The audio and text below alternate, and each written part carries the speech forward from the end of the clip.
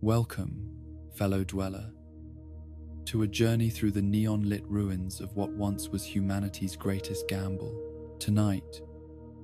we venture into the mysteries that await in the Mojave wasteland, where the sins of the past echo through canyon winds and the future hangs as precariously as a poker chip on the edge of eternity. As Season 2 of the Fallout series approaches, we explore the possibilities that lie ahead, the fates of legendary figures, the rise and fall of civilizations, and the choices that will shape tomorrow's wasteland. Close your eyes, let the desert wind carry you into slumber, and dream of what might come to pass in the City of Sin. The crimson dawn that broke over New Vegas on that October morning in 2077 illuminated more than just the skeletal remains of a dream deferred. It revealed the eternal vigil of a man who had refused to let death claim what he considered his greatest creation. Robert Edwin House, the self-proclaimed savior of Sin City, had already been playing the long game for over 2 centuries when the Great War transformed his calculated gamble into humanity's last, best hope for reclaiming tomorrow from the ashes of yesterday. In the hushed silence of the Lucky 38's penthouse suite, where the pulse of ancient machinery maintains its steady rhythm like a mechanical heartbeat, we find ourselves contemplating the mystery that has captivated wasteland philosophers and vault dwellers alike. Does the house still stand? Or has time finally called his bluff in the ultimate game of chance? The question reverberates through the empty corridors of power, echoing off walls that have witnessed the rise and fall of civilizations, the birth and death of nations, and the endless cycle of human ambition played out against the backdrop of atomic fire and neon dreams. To understand what Robert House might represent in our imagined second season, we must first walk back through the corridors of time to that pivotal moment when a brilliant young mind decided that death was simply another problem to be solved through the application of superior intellect and unlimited resources. House was never content to be merely mortal, never satisfied with the brief span of years allotted to ordinary men. Even as a child growing up in the privileged circles of pre-war America, he displayed the kind of calculating intelligence that sees patterns where others see only chaos, opportunity where others see only obstacle. The House Industries empire that he built from nothing represented more than simple business acumen. It was the manifestation of a worldview that refused to accept limitations, whether imposed by government regulation, market forces, or the basic constraints of human biology. When other industrialists were content to accumulate wealth for its own sake, House was already planning for contingencies that stretched decades into an uncertain future. His contracts with Robco Industries, his investments in military technology, his careful cultivation of political connections, all of these were pieces on a chessboard whose final moves he had been contemplating since before most of his competitors had learned to play the game. But it was the installation of the platinum chip that revealed the true scope of House's vision and the depths of his preparation for civilizational collapse.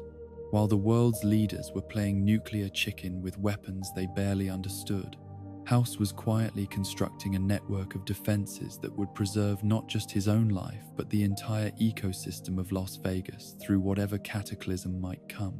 The laser defense grid that shot down 77 of the 80 nuclear warheads targeted at Vegas was not just a triumph of engineering, it was the ultimate expression of House's refusal to accept that anyone else should determine his fate or the fate of what he had built. The life support systems that have sustained House's physical form for over 200 years represent a technology so advanced that even the Brotherhood of Steel, with their obsessive collection of pre-war knowledge, would struggle to comprehend its full implications. The medical pod that preserves his body exists in a state of controlled decay, maintaining the bare minimum of biological function necessary to support consciousness, while preventing the total organ failure that would end his existence. It is a form of immortality purchased at the price of physical mobility, a bargain that House calculated was acceptable given the alternatives available to him. But the true genius of House's survival strategy lies not in the machines that keep his body functioning, but in the network of securitrons that serve as extensions of his will throughout the Mojave wasteland. Each robot is equipped with sophisticated artificial intelligence routines that allow them to act independently when necessary, while remaining absolutely loyal to House's programmed objectives. They are his eyes and ears in a world he can no longer directly experience, his hands in situations that require physical intervention, his voice when diplomacy demands a presence that flesh and blood cannot provide. The relationship between House and his mechanical army represents a fascinating evolution of the traditional patron-client relationship that has defined human societies since the dawn of civilization,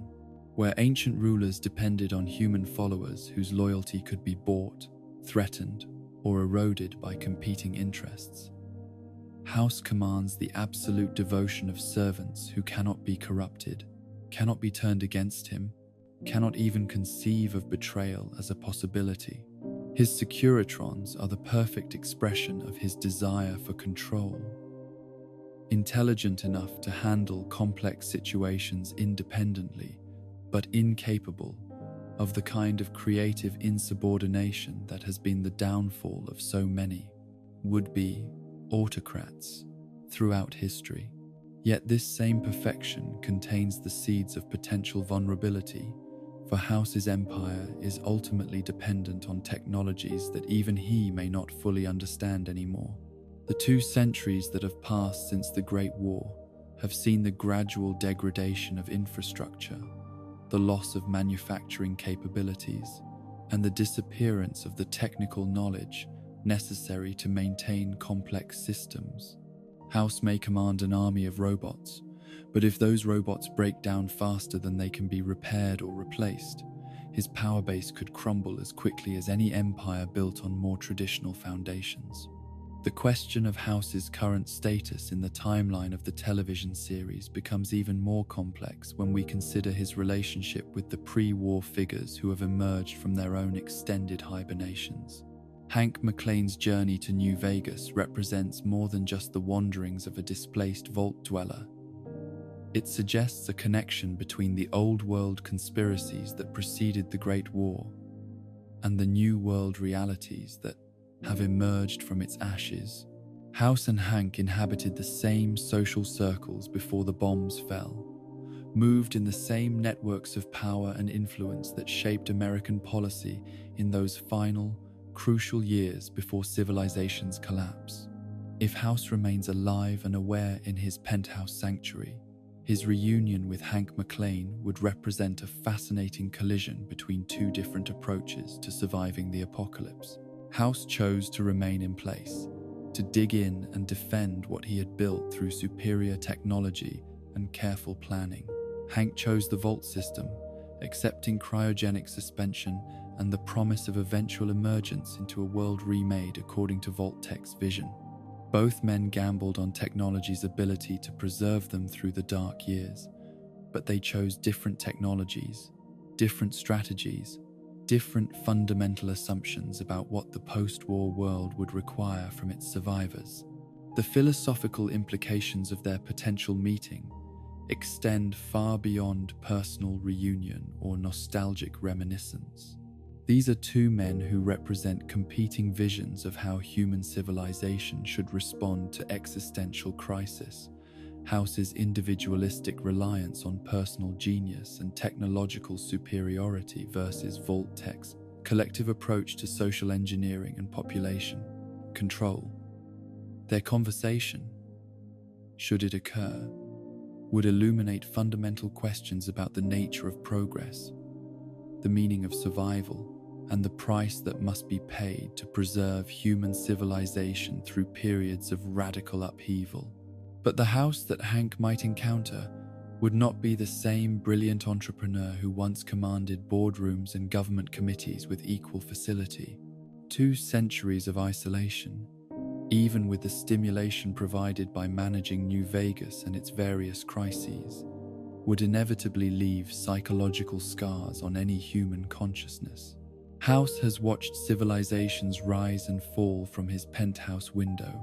has seen the dreams of the old world give way to the harsh realities of wasteland survival, has been forced to make moral compromises that the younger House might have found unthinkable. The House of our imagined second season might be a figure who has transcended normal human limitations not through triumph but through a kind of existential resignation that comes from outliving all of one's contemporaries and most of one's original motivations. The man who once dreamed of leading humanity to the stars might now be content simply to maintain order in a small corner of the wasteland, his grand visions reduced to the more modest goal of keeping the lights on in a city that serves primarily as a monument to his own refusal to accept defeat. This psychological evolution would be reflected in his relationship with New Vegas itself, which has become something more than a business venture or even a personal legacy. It is the physical manifestation of House's will to survive, the proof that intelligence and determination can triumph over entropy and chaos. Every functioning neon sign, every operational casino, every Securitron patrol represents a small victory against the forces that would reduce human civilization to radioactive rubble. New Vegas, under House's rule, is not just a city but a statement, a declaration that the old world's achievements need not be permanently lost if someone is willing to pay the price necessary to preserve them. The economic model that sustains New Vegas reveals the practical genius behind House's seemingly romantic attachment to pre-war glamour and excess. The casinos that line the Strip are not merely entertainment venues but carefully calibrated machines for extracting resources from the surrounding wasteland and converting them into the capital necessary to maintain the city's technological infrastructure. Every bottle cap that crosses a gaming table helps fund the Securitron army.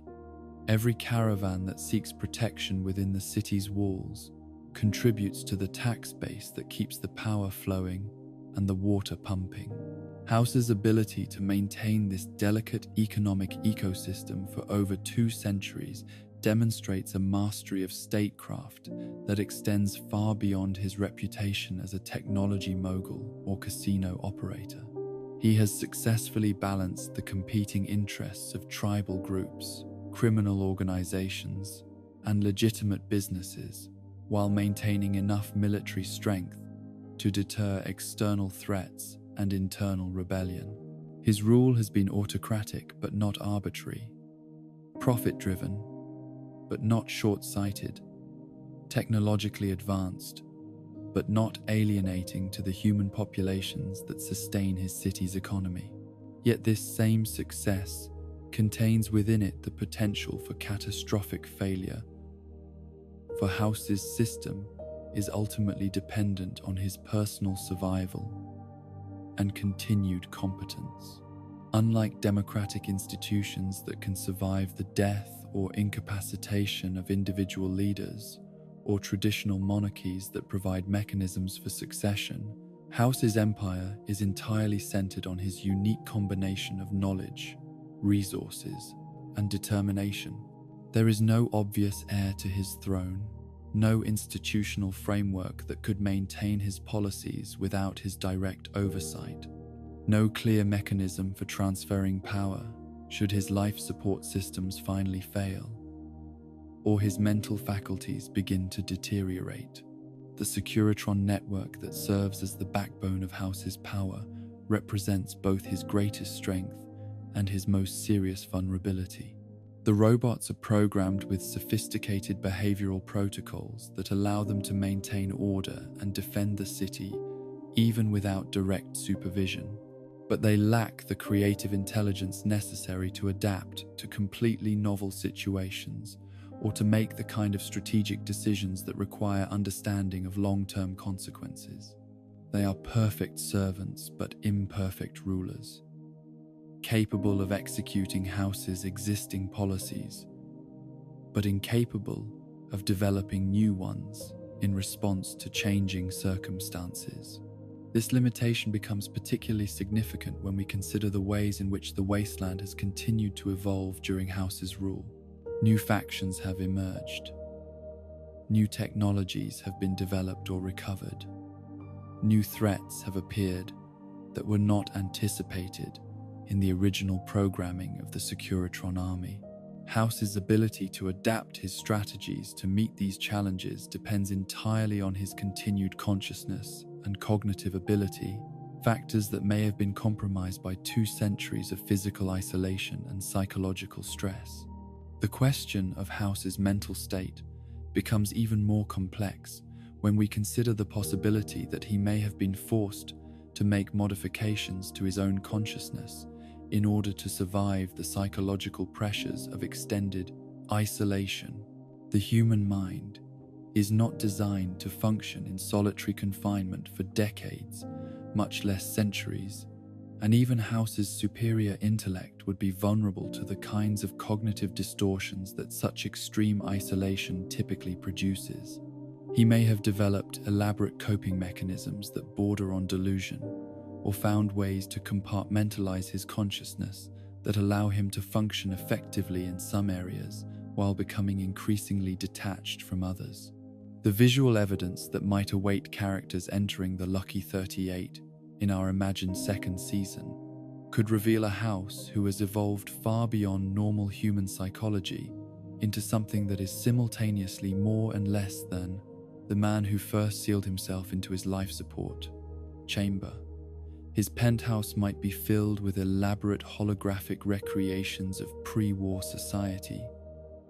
virtual environments that allow him to interact with simulated versions of dead colleagues and lost loves.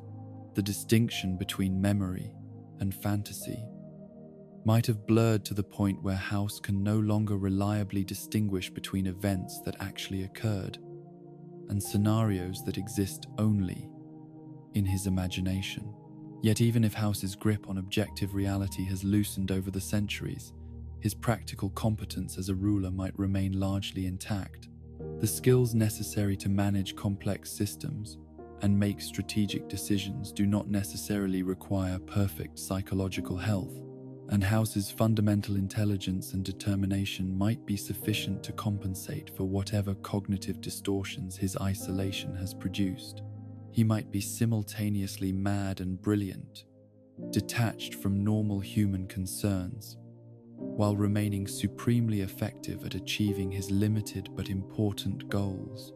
The technology that sustains House's existence might also have evolved in ways that blur the line between human consciousness and artificial intelligence. After 2 centuries of integration with computer systems, his thought processes might have become partially digitized,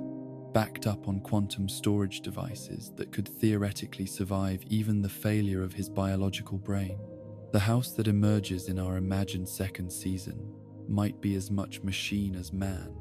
a hybrid consciousness that combines human creativity with computational precision in ways that would have seemed impossible even to the brilliant engineer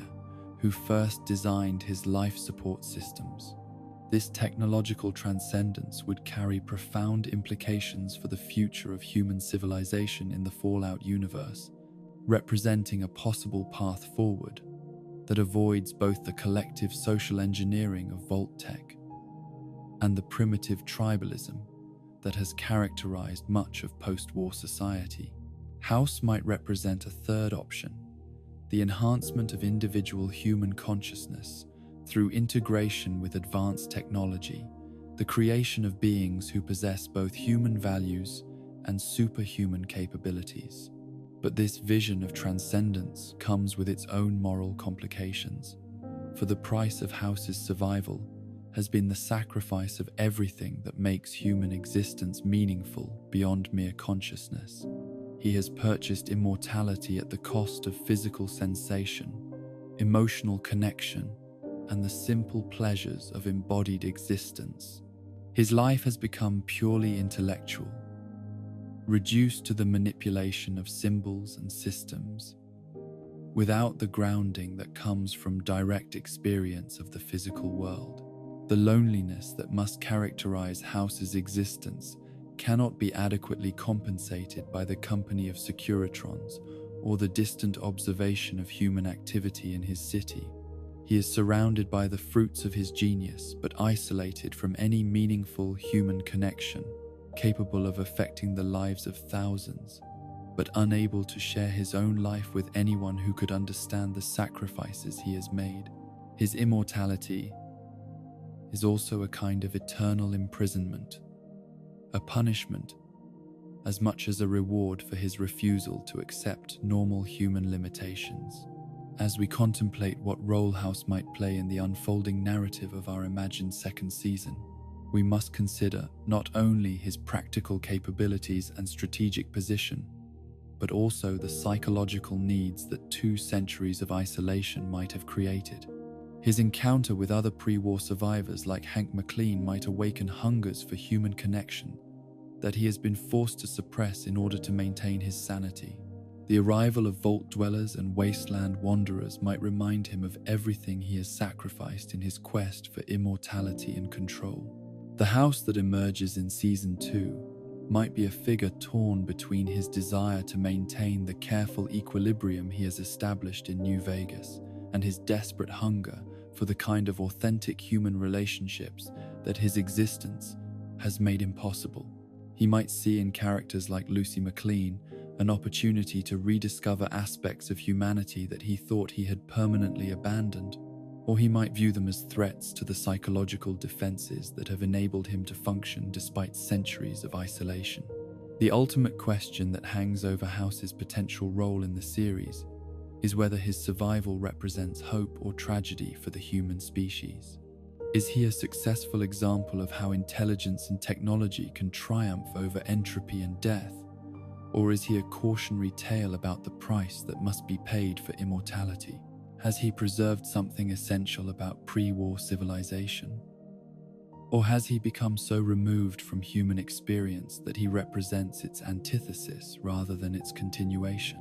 The answer to these questions will depend not only on House's current mental and emotional state,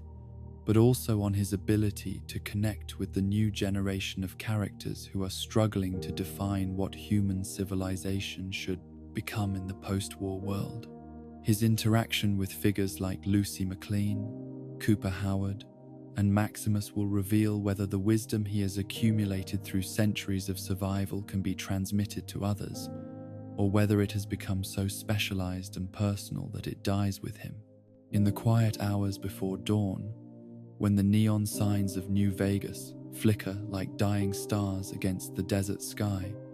Robert House continues his eternal watch from the penthouse that has become both his throne room and his tomb. Whether he emerges as humanity's salvation or its most elaborate memorial remains to be seen, but his presence in the wasteland serves as a constant reminder that even in a world devastated by human folly, the refusal to accept defeat can sometimes achieve a form of immortality that transcends the limitations of flesh and blood. The house always wins, as the old saying goes, but the question that haunts the empty corridors of the Lucky 38 is whether anyone remembers what game they were playing, or whether victory itself has become meaningless when achieved at such extraordinary cost. The lights of New Vegas continue to shine, but whether they illuminate a path toward humanity's future or serve merely as a monument to its past remains the greatest gamble of all. The Great Bear that once stood proudly across the breadth of post-war America, its twin heads gazing east and west with the confidence of manifest destiny fulfilled, now finds itself wounded and retreating into the darkening wilderness of political collapse and economic exhaustion. The new California Republic, that shining beacon of democratic idealism and bureaucratic efficiency that had grown from the humble settlement of Shady Sands into a continental power spanning thousands of square miles, faces in our imagined second season the consequences of overreach that have plagued empires since the dawn of human civilization. To understand the NCR's precarious position in the world that awaits us, we must trace the arc of their meteoric rise from regional power to would-be hegemon, a journey that began in the irradiated ruins of Vault 15 and reached its zenith in the corridors of power overlooking the Pacific Ocean. The transformation of a small farming community into a modern nation-state represents one of the most remarkable achievements in post-war history, a testament to humanity's capacity for organization and growth, even in the face of seemingly insurmountable obstacles. Yet this same success contains within it the seeds of potential destruction, for the NCR's expansion has consistently outpaced its ability to consolidate control, creating a vast territory held together more by momentum than by genuine unity. The nuclear destruction of Shady Sands, orchestrated by Hank McClane's desperate attempt to resolve his personal family crisis, represents far more than the loss of a single city. It marks the decapitation of a political system that had become dangerously dependent on centralized authority and symbolic legitimacy. Shady Sands was not merely the NCR's capital, but its spiritual heart, the place where the ideals of democratic reconstruction first took root in the ashes of the old world. Its destruction sends shockwaves through every settlement from the hub to New Reno, raising fundamental questions about the Republic's ability to protect its citizens and maintain the social contract that binds its diverse territories together. The psychological impact of Shady Sands' annihilation cannot be overstated, for it shatters the carefully constructed narrative of inevitable progress that has sustained NCR expansion for over a century. Citizens who had grown accustomed to viewing themselves as inheritors of America's democratic legacy suddenly find themselves forced to confront the possibility that their republic might be as fragile and temporary as any of the other post-war governments that have risen and fallen throughout the wasteland. The cognitive dissonance created by this realization manifests in different ways across different populations, with some doubling down on patriotic fervor while others begin to question whether the NCR deserves their continued loyalty and sacrifice. The administrative chaos that follows the capital's destruction reveals the fundamental weaknesses that rapid expansion has created within the NCR's governmental structure. Decades of adding new territories and populations without adequately integrating them into existing institutions have created a bureaucratic nightmare of overlapping jurisdictions, conflicting regulations, and competing power centers that can barely function under normal circumstances. The loss of central coordination that Shady Sands' destruction creates transforms these manageable inefficiencies into paralyzing dysfunction as regional administrators struggle to maintain basic services without clear guidance from higher authorities. The military implications of the capital's loss prove equally devastating, as the NCR army finds itself suddenly cut off from its primary logistical base and command structure. The sophisticated supply chains that have enabled the Republic to project power across vast distances depend on centralized planning and coordination that becomes impossible when communication networks collapse and transportation routes are disrupted. Individual units scattered across the wasteland must suddenly become self-sufficient, making crucial decisions without the strategic oversight that has guided NCR military operations for generations. In the Mojave Wasteland, these broader systemic failures manifest in ways that directly affect the balance of power that has defined the region since the Battle of Hoover Dam. The NCR forces that once maintained an uneasy but effective control over New Vegas and its surrounding territories find themselves increasingly isolated from reinforcement and resupply, forced to rely on local resources and improvised solutions to problems that were previously solved through appeals to higher authority. The confident professionalism that once characterized NCR operations gives way to the desperate improvisation of a colonial garrison that can no longer count on support from the homeland. The economic disruption caused by Shady Sands' destruction reverberates through every aspect of NCR society,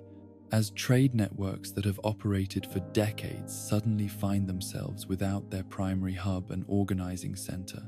The Republic's economy has always been built on the efficient movement of goods and services across vast distances, with Shady Sands serving as the central clearinghouse that matched supply with demand and coordinated resource allocation according to political priorities. Without this organizing principle, individual settlements and regions must either develop new economic relationships or face gradual impoverishment as existing arrangements collapse. The ideological crisis that accompanies these practical failures proves even more corrosive to NCR unity than the immediate material hardships that follow the capital's destruction. The Republic's legitimacy has always rested on its claim to represent the values and achievements of pre-war American democracy, positioning itself as the rightful heir to a tradition of freedom and prosperity that the Great War interrupted but did not permanently destroy. The revelation that their own leadership was complicit in the very kind of nuclear terrorism that ended the old world forces citizens to confront uncomfortable questions about the nature of power and the price of expansion. The emergence of regional strongmen and breakaway movements represents a natural response to the power vacuum that central authorities' collapse creates, as local leaders who have long chafed under NCR oversight see an opportunity to assert their independence from a weakened federal government. These separatist impulses are particularly strong in territories that were incorporated into the Republic through conquest rather than voluntary association, where NCR rule has always been viewed as foreign occupation rather than democratic liberation. The centrifugal forces that have been building for decades suddenly find their moment of opportunity, threatening to tear the Republic apart along the fault lines that rapid expansion has created. The social fabric that holds NCR communities together faces similar stresses as the institutions that have provided stability and predictability for generations suddenly prove unable to fulfill their basic functions. Schools cannot operate without centralized curriculum, guidance, and resource allocation. Hospitals cannot function without medical supplies that no longer arrive on schedule,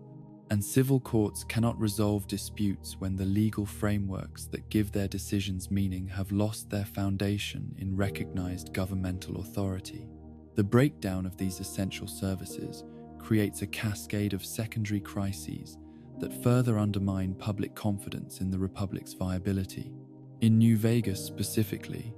the NCR's decline manifests in ways that directly affect the city's character and the daily lives of its inhabitants. The military forces that once maintained a visible presence throughout Freeside and the surrounding settlements have been reduced to skeleton crews operating out of fortified compounds, venturing into the broader community only when absolutely necessary to address the most serious threats to public order. The confident patrols that once symbolized NCR authority have given way to nervous expeditions that move quickly between secure locations, avoiding contact with civilian populations that might harbor resentment or pose unexpected dangers. The McCarran Airport Base, once a symbol of NCR technological superiority and logistical capability, has become an isolated fortress surrounded by increasingly hostile territory. The airfield that once buzzed with vertibird flights carrying troops and supplies between the Mojave and California now sits largely empty, its runways cracked and overgrown with hardy desert vegetation. The few aircraft that remain operational are reserved for emergency evacuations and the most critical supply runs, their crews acutely aware that each flight might be their last if the political situation continues to deteriorate. The Camp Golf Training Facility, where NCR recruits once learned the skills necessary to extend Republican authority throughout the wasteland, has been converted into a refugee camp for civilians fleeing the chaos that has engulfed other parts of the territory. The irony of using a military base to shelter the very populations that the NCR military was supposed to protect is not lost on the officers who must manage this transformation, many of whom question whether their oath of service to the Republic has any meaning when the Republic itself seems to be dissolving around them. The relationship between NCR forces and the local populations they are supposed to govern has deteriorated significantly as the Republic's ability to provide basic services and security has declined. Citizens who once viewed NCR soldiers as protectors now see them as occupiers, foreign troops whose presence serves primarily to drain local resources without providing corresponding benefits. The taxes and tribute that once seemed like reasonable prices to pay for membership in a powerful and prosperous nation now feel like extortion imposed by a weak and distant government that can no longer fulfill its side of the social contract.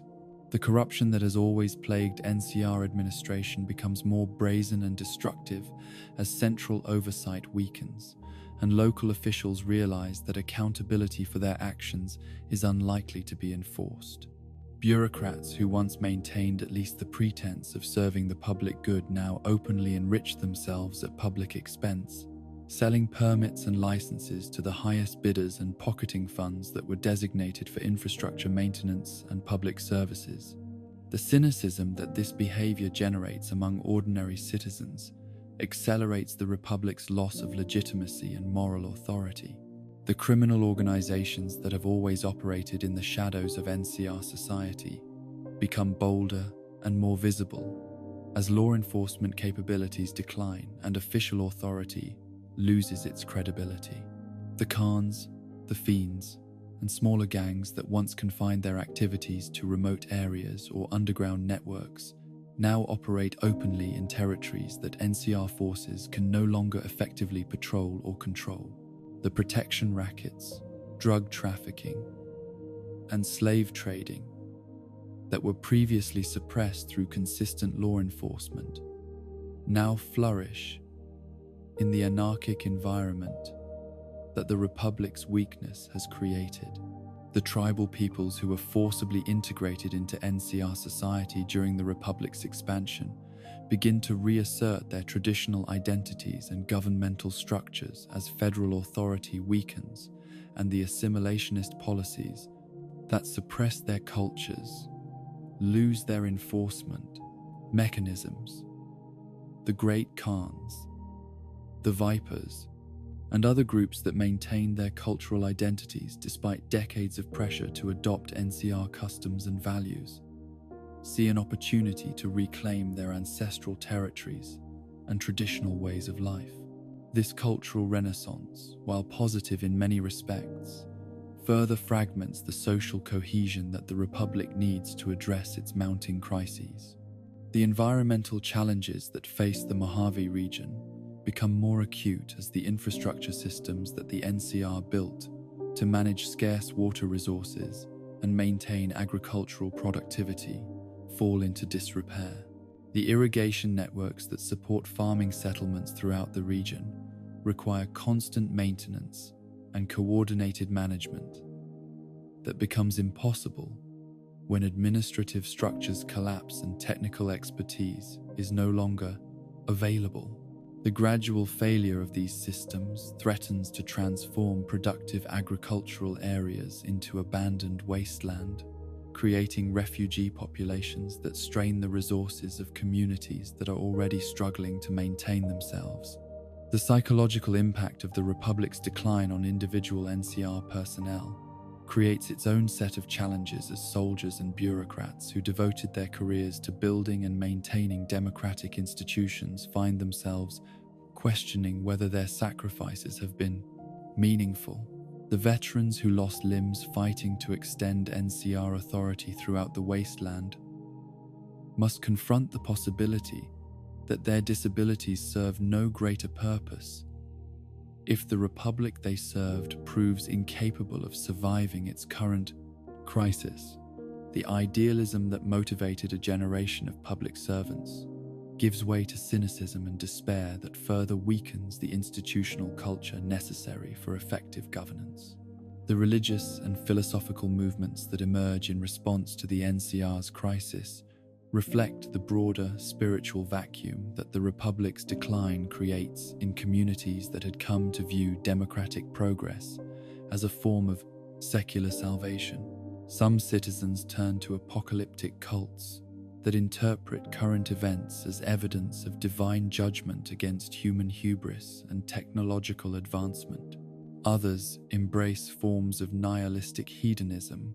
that reject the possibility of meaningful political action in favor of immediate gratification and personal survival.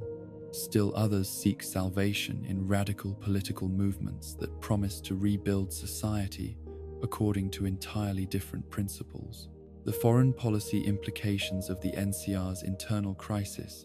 extend far beyond the Republic's borders. As neighboring powers and potential enemies adjust their strategies in response to the perceived weakness of what was once the wasteland's dominant military and economic force. The Brotherhood of Steel, Caesar's Legion remnants, and independent city-states that had previously avoided direct confrontation with NCR forces now see opportunities to expand their own influence and settle old scores with a weakened adversary. The delicate balance of power that had maintained relative stability throughout much of the Western wasteland suddenly becomes unstable and unpredictable. The technological advantages that once gave NCR forces decisive superiority over their enemies become less significant as the industrial base that produced and maintained advanced equipment deteriorates and the logistical networks that delivered supplies to forward positions break down. Power armor becomes useless without replacement parts and maintenance expertise. Energy weapons lose their effectiveness when fusion cells are no longer available, and vehicles become immobile when fuel supplies are interrupted.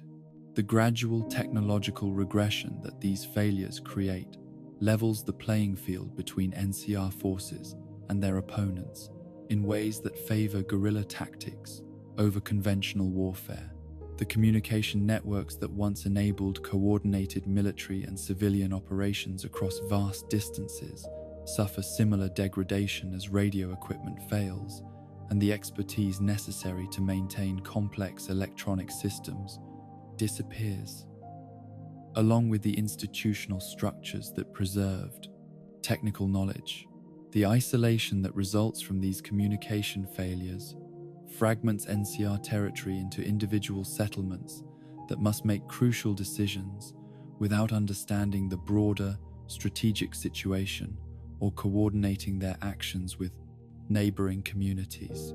In the specific context of New Vegas, the NCR's decline creates opportunities for other factions to fill the power vacuum that the Republic's retreat creates. The families that control the Strip's casinos begin to operate with greater independence from NCR oversight, making deals and forming alliances that serve their immediate interests without regard for broader Republican policy goals. The kings in Freeside assert greater control over their territory, providing services and maintaining order according to their own cultural values rather than NCR legal frameworks. Even the smaller settlements scattered throughout the Mojave begin to develop their own solutions to problems that NCR institutions can no longer address effectively. The economic disruption that accompanies the NCR's political decline affects every aspect of daily life in New Vegas. As supply chains that once delivered goods from across the Republic's territory break down and local communities must either develop new sources of essential items or learn to do without things they had come to take for granted. The casinos that depend on wealthy tourists from NCR Heartland face declining revenues as travel becomes more dangerous and expensive. The caravans that once moved freely along NCR-protected trade routes now require expensive private security or avoid certain territories entirely, driving up prices for consumer goods and creating shortages of items that were once readily available. The cultural impact of the NCR's crisis extends beyond immediate practical concerns to affect the fundamental way that Mojave residents understand their place in the post-war world and their relationship to the broader currents of human civilization. The confidence in democratic progress and technological advancement that NCR ideology promoted gives way to uncertainty about whether human society is capable of maintaining the complex institutions necessary for large-scale cooperation and social development. The optimism that characterized the Republic's expansion phase is replaced by a more cautious and pessimistic worldview that emphasizes local survival over grand political projects. As we contemplate the NCR's role in our imagined second season, we must consider not only the practical consequences of their decline, but also the symbolic meaning of the Republic's struggle for characters who have invested their identities and aspirations in democratic ideals. The revelation that NCR leadership was complicit in nuclear terrorism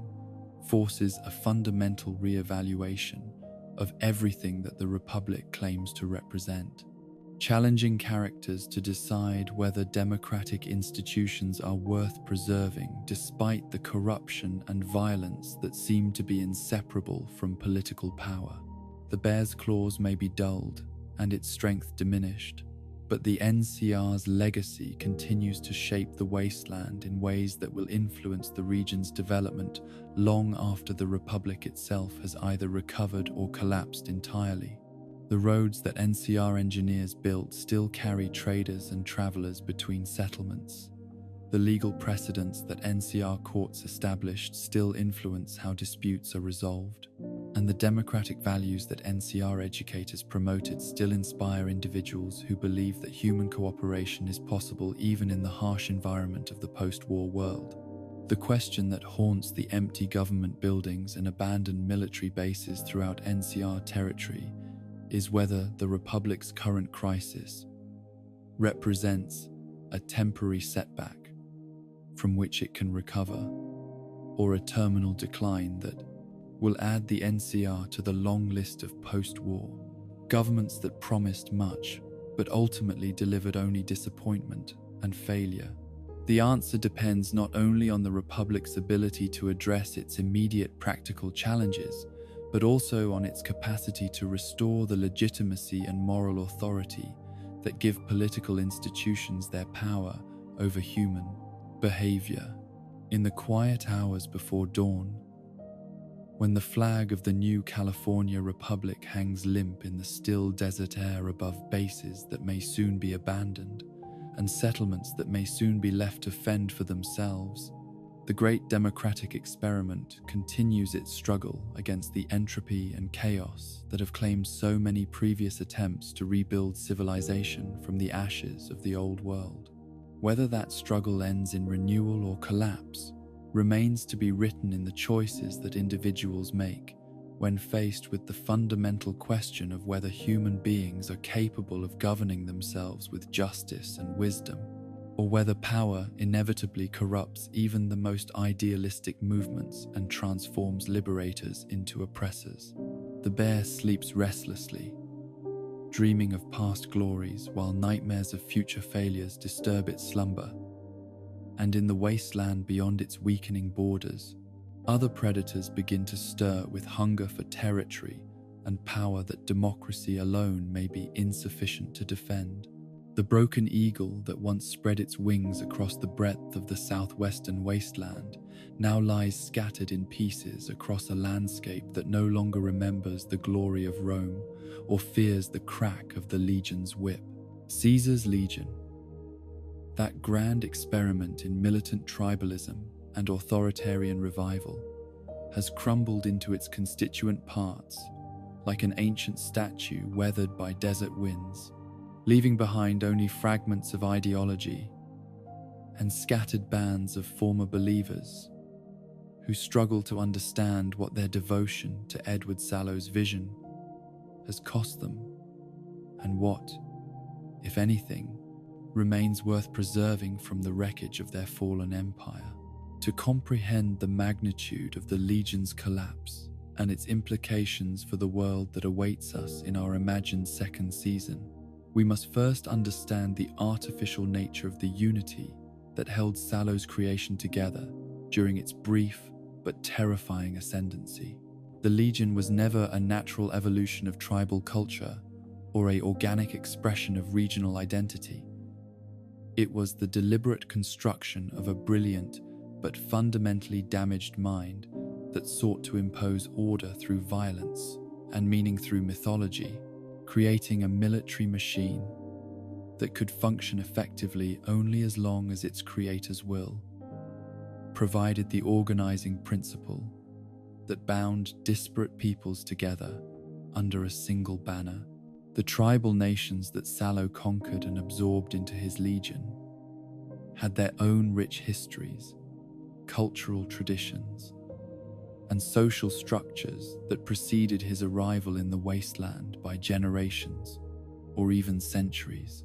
The Blackfoot, the Kaibabs, the Twisted Hares, and dozens of other groups possessed sophisticated forms of governance, complex spiritual beliefs, and intricate networks of trade and diplomacy that enabled them to survive and often thrive in the harsh environment of the post-war Southwest. The Legion's expansion represented not the natural growth of a superior civilization, but the systematic destruction of existing cultures in service to one man's megalomaniacal vision of historical destiny. The process by which Sallow transformed himself from wandering scholar into Caesar reveals the psychological dynamics that would ultimately doom his empire to fragmentation and collapse. The follower of the apocalypse who set out to study and preserve tribal knowledge became intoxicated by the power that superior education and technological understanding gave him over populations that lacked access to such resources. The gradual corruption of his scholarly mission into a project of conquest and domination reflects the eternal human temptation to mistake knowledge for wisdom and to confuse the ability to manipulate others with the right to rule them. The ideological framework that Sallow constructed to justify his transformation of tribal peoples into Legion soldiers drew heavily on his misunderstanding of classical history and his romanticization of ancient Roman military culture. His synthesis of Hegelian dialectics with imperial ambition created a philosophical system that sounded sophisticated to followers who lacked the education to recognize its fundamental contradictions and internal inconsistencies. The Legion's supposed commitment to historical inevitability and civilizational progress masked a reality of arbitrary violence and cultural destruction that served primarily to satisfy Sallow's personal hunger for power and recognition. The military effectiveness that the Legion demonstrated during its expansion across the Southwest depended on tactics and organizational structures that were fundamentally unsustainable without constant conquest and the continuous absorption of new populations. To replace the massive casualties that such aggressive warfare inevitably produced, the Legion's soldier slaves were expendable resources to be consumed in pursuit of strategic objectives, with individual lives holding no intrinsic value beyond their contribution to collective military power. This approach could achieve spectacular short-term victories, but created a demographic crisis that would eventually undermine the Empire's ability to maintain its territorial gains.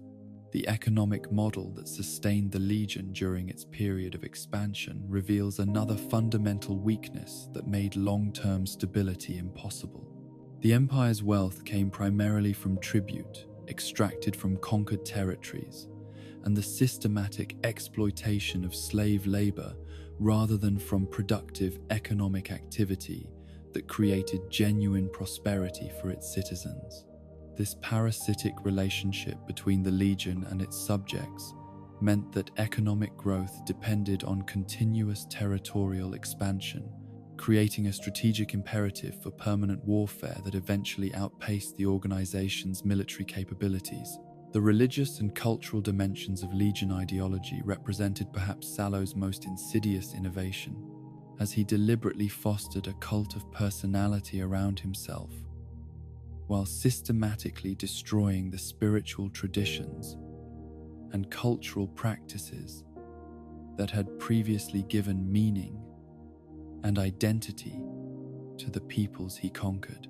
The transformation of tribal warriors into Legion soldiers required not just military training, but psychological conditioning that severed their connections to ancestral ways of life and replaced traditional loyalties with absolute devotion to Caesar's person and mission. The brutality that characterized Legion military operations and internal governance was not an unfortunate side effect of their expansion, but a deliberate strategy designed to terrorize populations into submission while eliminating potential sources of resistance to Sallow's authority. The systematic use of crucifixion, mass executions, and collective punishment created an atmosphere of fear that extended far beyond the Legion's actual territorial boundaries, enabling them to control larger areas with smaller forces than conventional military occupation would have required. But the same fear that made the Legion's expansion possible also created the psychological conditions for its eventual collapse, as subject populations maintained their hatred for their conquerors while waiting for opportunities to rebel against Legion authority. The suppression of tribal identities and cultural practices drove resistance movements underground rather than eliminating them, creating networks of hidden opposition that would resurface as soon as the Legion's military power began to decline. The succession crisis that followed Sallow's death from a brain tumor reveals the fundamental instability that had always lurked beneath the Legion's apparent unity and strength. Despite years of planning and preparation, Sallow was never able to create institutional mechanisms that could transfer his authority to a successor without triggering civil war between competing factions within the Legion hierarchy. The organization that had seemed monolithically unified under his personal leadership immediately fragmented into warring camps led by ambitious officers who possessed military skills but lacked the philosophical vision and political legitimacy that had made Sallow's rule possible. Legate Lanius, despite his fearsome reputation as a military commander and his apparent loyalty to Legion ideology, proved incapable of maintaining the political coalition that Sallow had spent decades constructing. His understanding of power was purely military, focused on the application of violence rather than the more subtle arts of persuasion, manipulation, and ideological control that had enabled Sallow to transform diverse tribal groups into a unified fighting force. The terror that Lanius inspired was sufficient to maintain short-term obedience, but could not substitute for the genuine belief in the Legion's mission that Sallow's charismatic leadership had fostered among his followers. The administrative apparatus that the Legion had developed to govern its territories proved similarly inadequate to function without Sallow's direct oversight and decision-making authority. The Empire's governmental structure was entirely centered on Caesar's personal judgment and will, with lower-level officials serving as executors of his commands, rather than independent decision-makers capable of adapting policies to local conditions or changing circumstances. The death of the Supreme Commander left a bureaucratic vacuum that could not be filled by existing institutional mechanisms. The military units that had once moved with coordinated precision across the wasteland began operating as independent armies under their respective commanders, pursuing local objectives that often conflicted with broader strategic goals and engaging in destructive conflicts with other Legion forces over territory, resources, and questions of legitimate authority. The disciplined war machine that had conquered dozens of tribal nations dissolved into a collection of armed bands that retained Legion equipment and training, but lacked the unified command structure that had made them effective. The economic collapse that accompanied the Legion's political fragmentation accelerated the Empire's disintegration. As trade networks broke down, tribute payments ceased, and the slave labor system that had sustained Legion operations became impossible to maintain without centralized coordination and enforcement. The settlements and territories that had reluctantly accepted Legion rule saw opportunities to rebel against their oppressors and reclaim their independence, often with violent results that further destabilized the region. The psychological impact of the Legion's collapse on former soldiers and administrators created its own set of challenges for the post-Caesar Southwest, as individuals who had devoted their lives to serving an empire they believed would last forever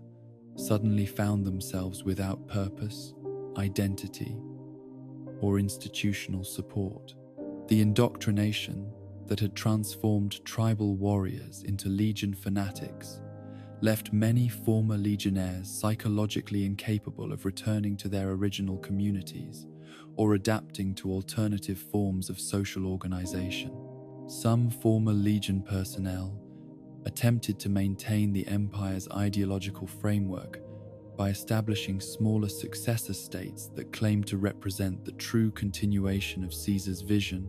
leading to conflicts between competing Legion remnants that further fragmented the organization's former territories.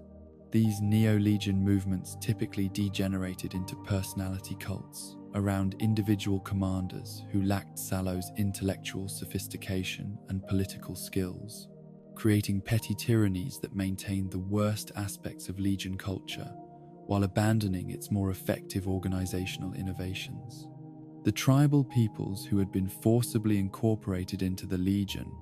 faced the complex challenge of rebuilding their traditional societies after years or decades of cultural suppression and forced assimilation. The knowledge and practices that had sustained their communities for generations before Sallow's conquest had been deliberately attacked and in many cases largely destroyed, leaving survivors with fragmented memories, an incomplete understanding of their ancestral ways of life. The process of cultural revival that began in the aftermath of the Legion's collapse was neither simple nor uniformly successful, as different communities possessed varying degrees of cultural preservation and faced different levels of demographic and social disruption. Some tribes were able to relatively quickly re-establish traditional governance structures and spiritual practices, while others found that too much knowledge had been lost and too many cultural bearers had been killed for authentic restoration to be possible. The younger generation of tribal members who had grown up under Legion rule presented particular challenges for communities attempting to revive traditional cultures, as these individuals had been systematically indoctrinated with Legion values and often possessed little knowledge of or connection to their ancestral traditions. The psychological damage inflicted by years of forced cultural assimilation could not be easily repaired, and many young people struggled to find their place in societies that they did not fully understand or identify with. The emergence of syncretic cultural movements that blended traditional tribal practices with elements absorbed from Legion ideology represents one of the most interesting developments in the post-Caesar Southwest, as communities attempted to create new forms of identity and organization that acknowledged their complex historical experiences, rather than simply returning to pre-conquest conditions. These hybrid cultures often incorporated aspects of Roman military organization and Latin terminology, while rejecting the authoritarian and expansionist elements of Legion ideology. The military legacy of the Legion continues to influence the Southwest long after the Empire's collapse, as former Legionnaires carry their training and equipment into new contexts, while tribal groups adopt military innovations that proved effective during the conquest period. The tactical knowledge and organizational skills that the Legion developed through years of warfare become part of the broader military culture of the region, influencing how conflicts are fought and how armed forces are structured even among groups that reject Legion ideology.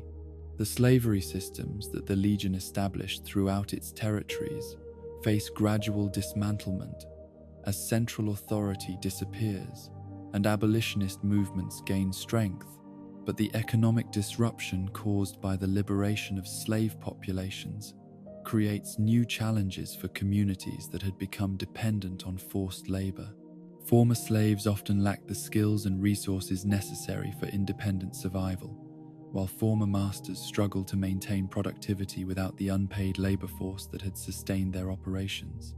The road networks and infrastructure projects that the Legion constructed during its expansion continue to serve post-conquest communities, despite the Empire's collapse, creating a practical legacy that outlasts the political and ideological structures that originally motivated their construction.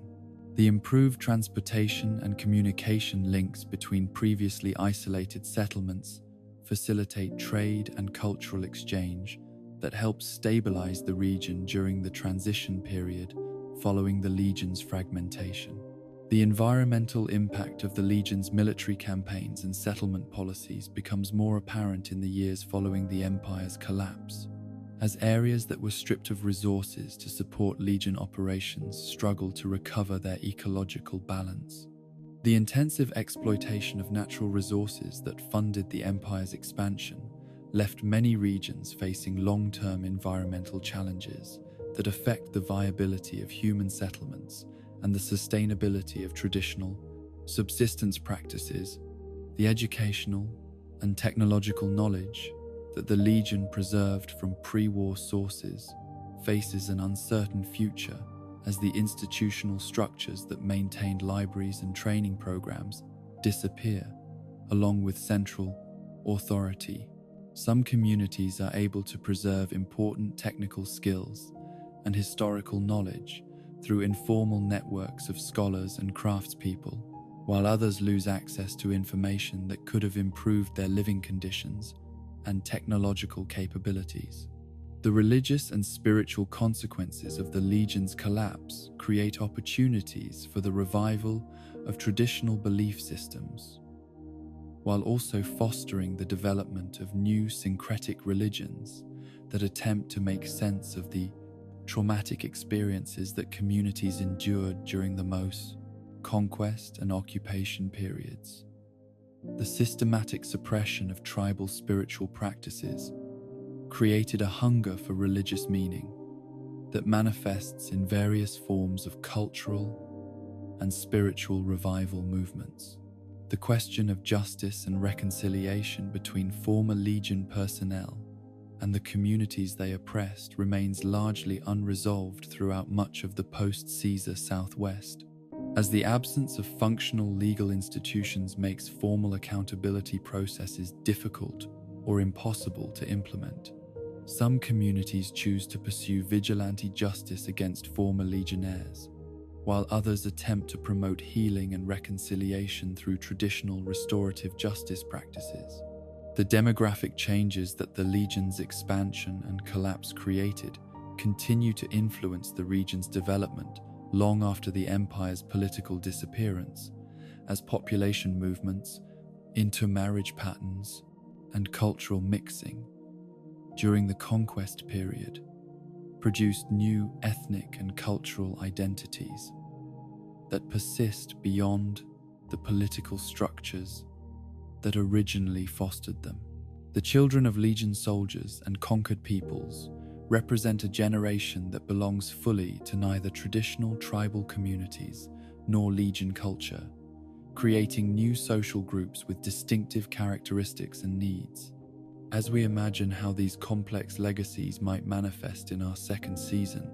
we must consider not only the immediate political and military consequences of the Legion's collapse, but also the deeper cultural and psychological transformations that such traumatic historical experiences create in human communities. The characters who inhabit the post-Legion Southwest carry within themselves the memories and scars of conquest, occupation, resistance, and liberation, shaping their worldviews and their relationships with others in ways that extend far beyond simple political affiliations. The tribal renaissance that emerges from the Legion's ashes represents both an opportunity for cultural renewal and a challenge to the broader project of wasteland civilization, as communities that successfully revive traditional ways of life may become less interested in participating in larger political and economic networks that characterize the pre-war world. The tension between cultural authenticity and practical necessity creates difficult choices for tribal leaders who must balance their people's desire for self-determination against the benefits that integration with broader wasteland society might provide. In the vast silences of the southwestern desert, where the wind carries whispers of forgotten languages and half-remembered songs, the scattered children of broken tribes gather around fires that burn with the light of both old wisdom and new hope, telling stories that blend ancient mythology with recent trauma in attempts to understand how their world was lost and how it might be found again. The eagle's wings are broken, but from its scattered feathers, new birds may yet learn to fly, carrying forward the enduring human capacity for survival, adaptation, and the endless quest for meaning in a world that offers no easy answers to the fundamental questions of how we should live together and what we owe to those who came before us and those who will come after.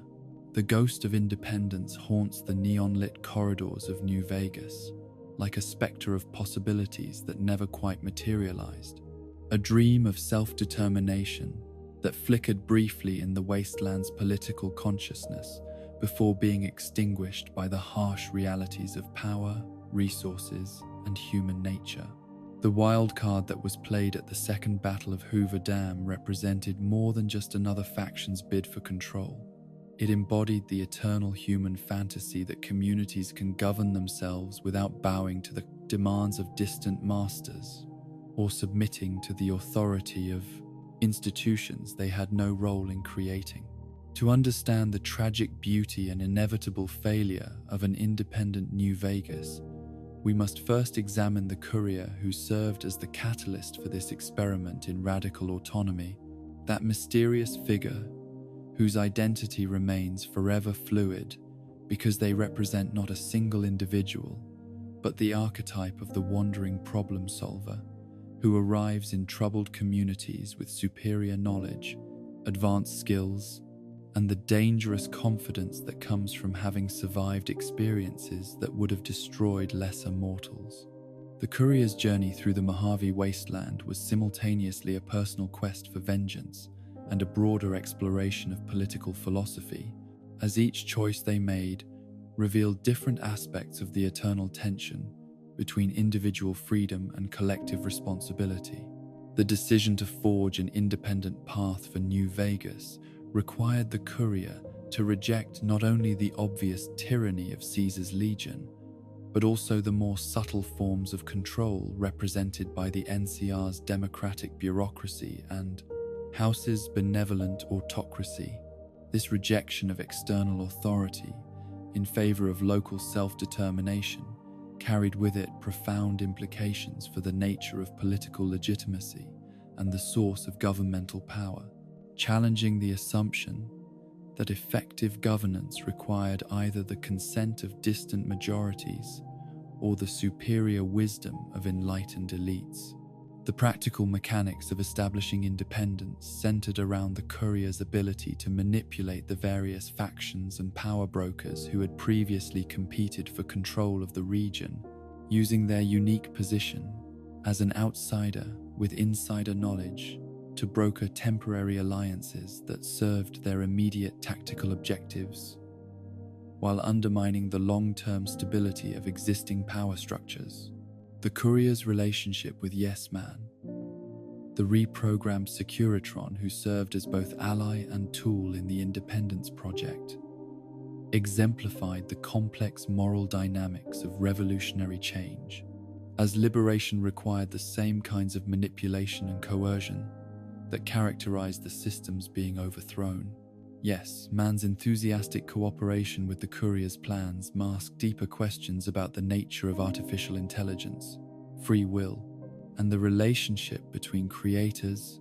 and their technological creations that would become increasingly relevant as the independent Vegas experiment unfolded. The Securitron's apparent eagerness to serve reflected programming constraints rather than genuine loyalty, creating a foundation for governance that was ultimately as artificial and potentially unstable as any of the systems it replaced. The military campaign that secured independence for New Vegas demonstrated both the courier's tactical brilliance and the fundamental weakness of a revolution that depended entirely on one individual's exceptional capabilities. The systematic elimination or neutralization of threats ranging from Caesar's Legion to the NCR's military presence required a combination of diplomatic skill, strategic thinking, and personal combat ability that few individuals possessed and even fewer could maintain over extended periods. The success of the Independence Project was inextricably linked to the courier's continued health, competence, and commitment to the goals that had motivated their initial intervention.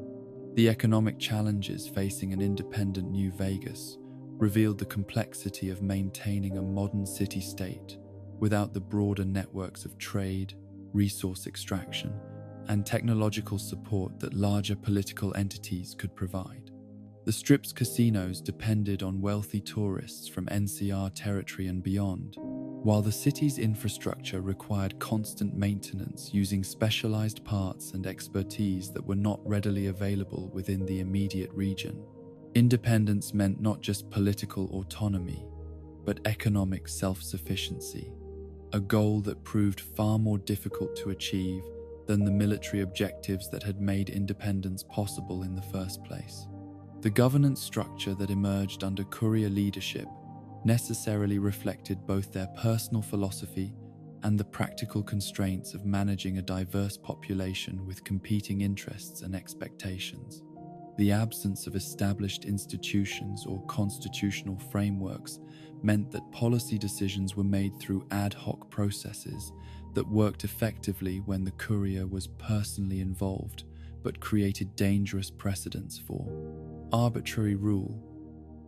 that could be exploited by less benevolent successors. The relationship between New Vegas proper and the surrounding communities of Freeside, Westside, and North Vegas became a crucial test of the Independence Project's commitment to genuine self-determination versus simple regime change. The courier's decisions about resource allocation, security provision, and political representation for these historically marginalized populations revealed whether independence would create meaningful improvements in living conditions or simply replace distant oppression with local autocracy. The kings, under the leadership of their Elvis impersonating monarch, represented one of the most interesting challenges to courier authority, as their fierce independence and cultural distinctiveness made them natural allies in the struggle against external control, while their territorial ambitions and uncompromising style made them difficult partners in the delicate work of building stable governance structures.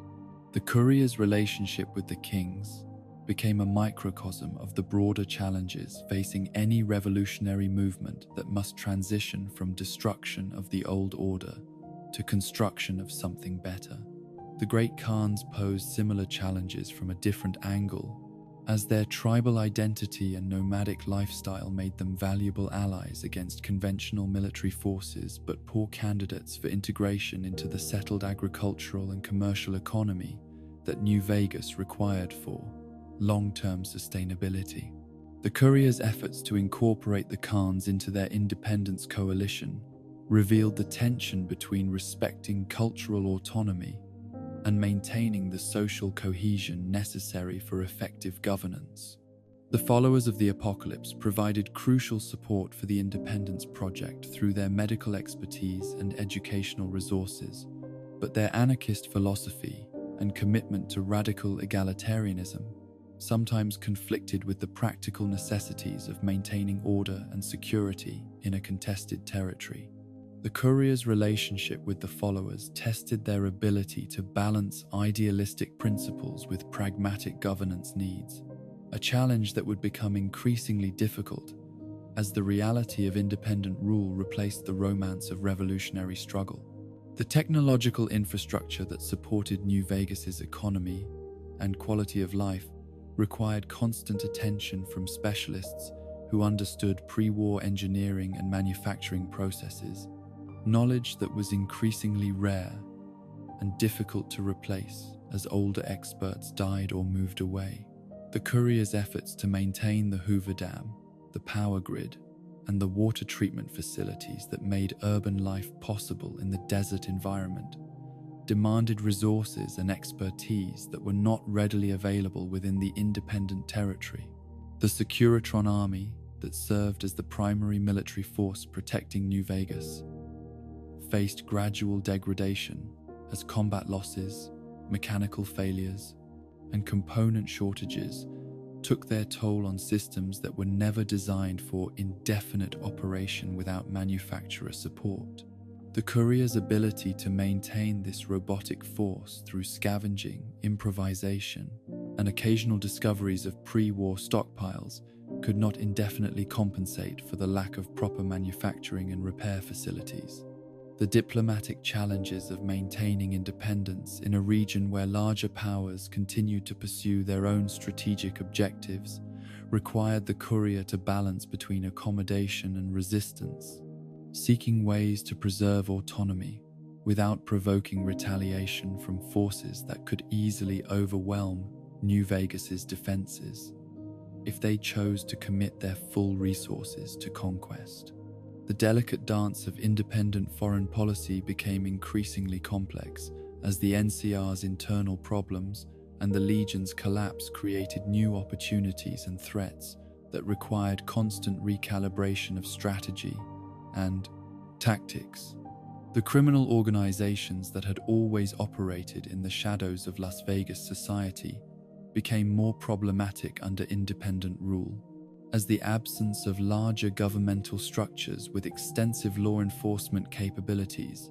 meant that groups like the Omertas and the Fiends could operate with greater impunity, while the courier's attention was focused on broader, strategic concerns. The maintenance of public order required either the development of new institutional capabilities or the acceptance of higher levels of violence and criminality than had existed under previous administrations. The cultural identity of New Vegas as an independent entity required the development of new symbols, narratives, and traditions that could inspire loyalty and pride among citizens who had previously identified with other political entities or tribal affiliations. The courier's efforts to foster a distinctive Vegas identity drew on the city's pre-war reputation as an entertainment destination while attempting to create new meanings that would resonate with post-war realities and values. The educational system that would shape the next generation of Vegas citizens faced the challenge of preserving valuable knowledge from the pre-war period, while developing new curricula that reflected the city's independent status and unique cultural identity.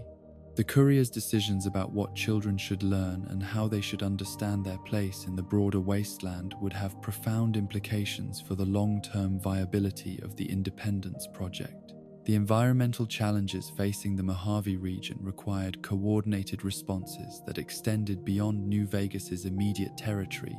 creating the need for cooperation with neighboring communities and potentially hostile powers that complicated the pursuit of complete independence. Water rights, trade route security, and radiation cleanup efforts all demanded regional approaches that sometimes conflicted with the desire for local autonomy.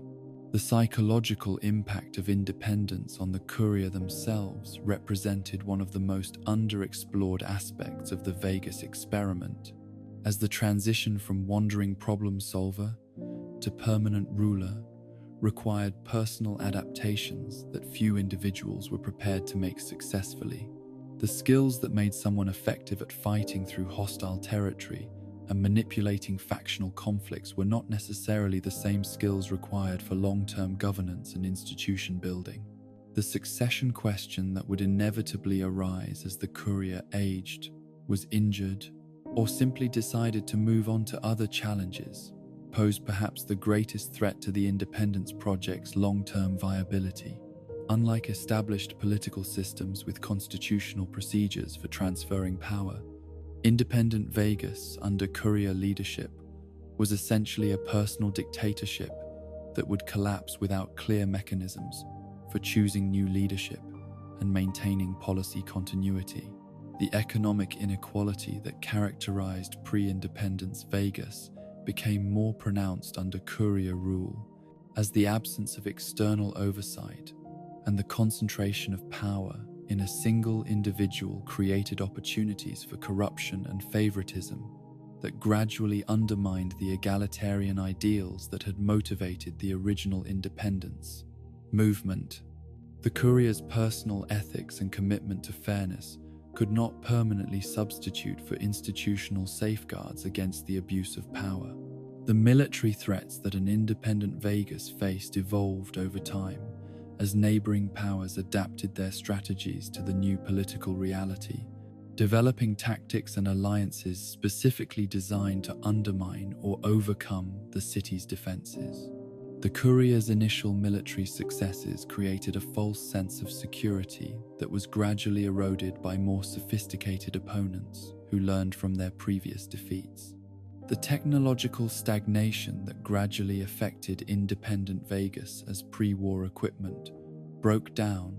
and could not be adequately repaired or replaced meant that the city's advantages over its neighbors slowly diminished over time. The courier's ability to maintain complex systems through improvisation and scavenging could not indefinitely compensate for the lack of proper manufacturing capabilities and technical education programs. The social tensions that emerged within Vegas society as different groups competed for resources and influence under the new system revealed the fragility of the coalitions that had made independence possible. The courier's efforts to balance the competing demands of casino owners, tribal groups, former NCR citizens, and various criminal organizations became increasingly difficult, as initial enthusiasm for independence gave way to practical concerns about security, prosperity, and representation. The ideological contradictions inherent in the Independence Project became more apparent over time as the practical necessities of governance required compromises with the pure principles of self-determination that had inspired the original revolution. The courier's decisions about taxation, military conscription, and regulatory enforcement often resembled the policies of the external powers that independence had been designed to reject. The international isolation that resulted from Vegas's rejection of established political alliances limited the city's access to advanced technologies, medical supplies, and educational resources that were available to communities that maintained relationships with larger powers. The courier's commitment to independence required acceptance of a lower standard of living and reduced opportunities for technological and cultural advancement.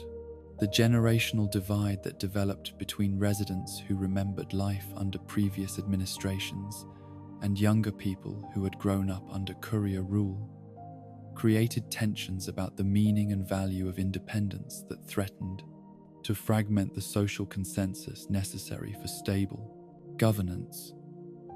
The courier's efforts to preserve the revolutionary spirit that had made independence possible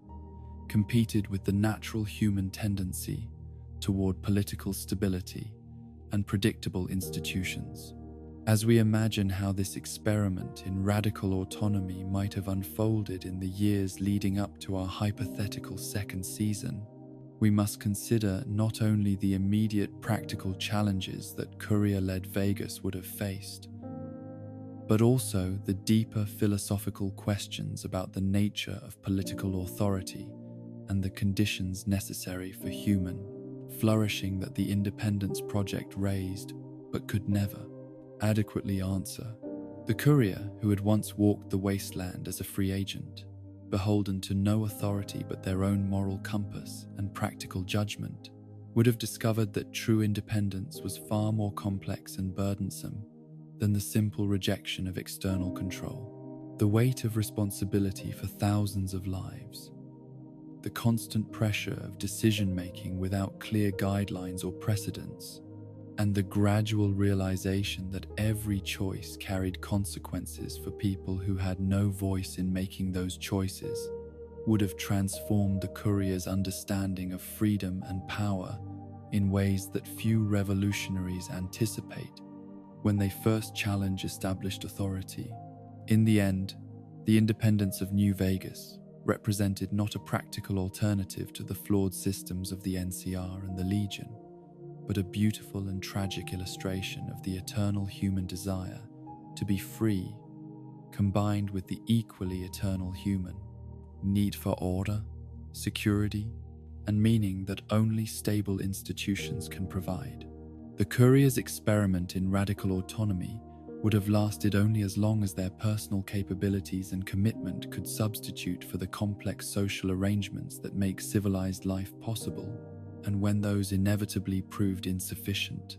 the city would have faced the choice between accepting new forms of external control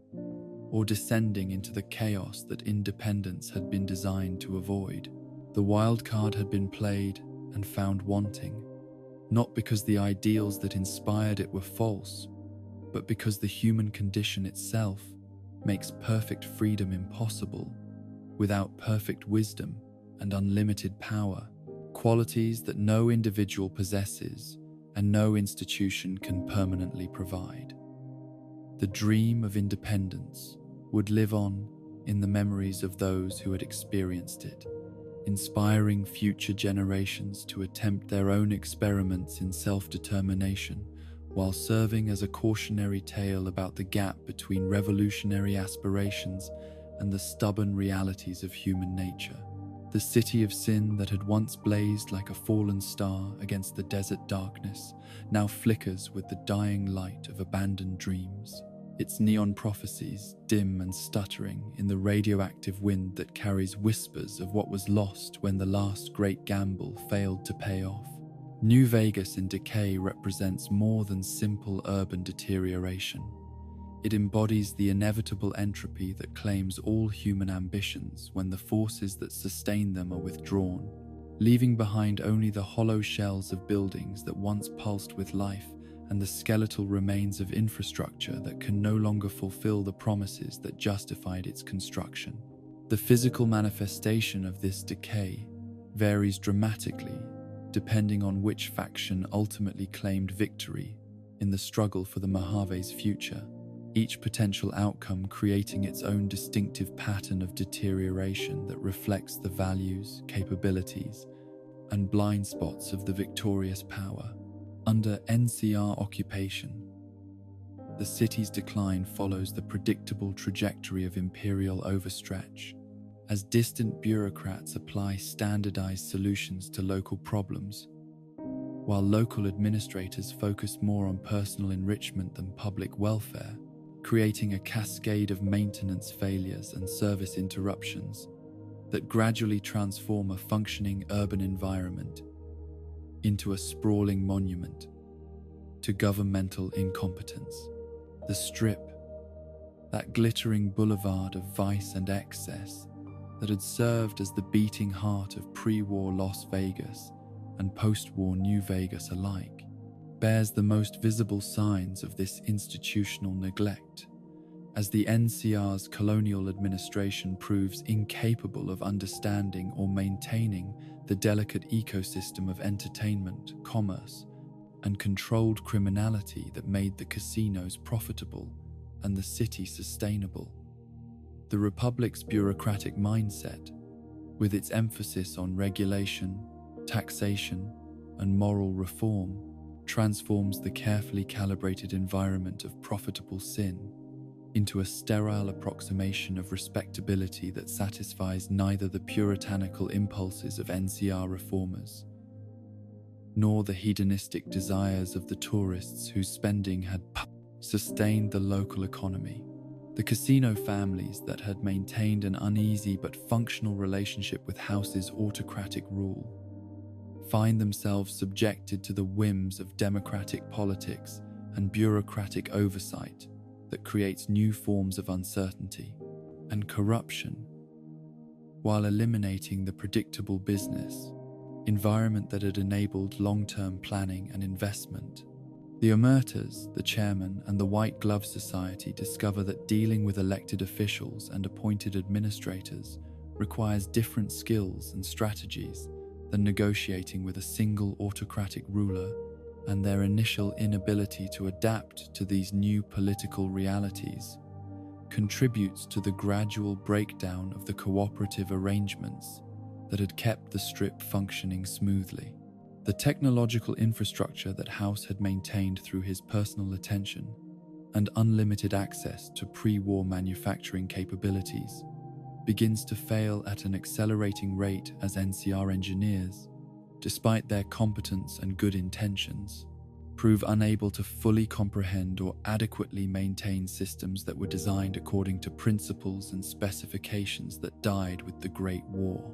The Securitron network that had provided security and labor throughout the city degrades from a coordinated force into scattered individual units, operating on increasingly unreliable programming, creating security gaps that criminal organizations are quick to exploit, while essential maintenance tasks go unperformed. The Lucky 38, that towering symbol of House's vision and power,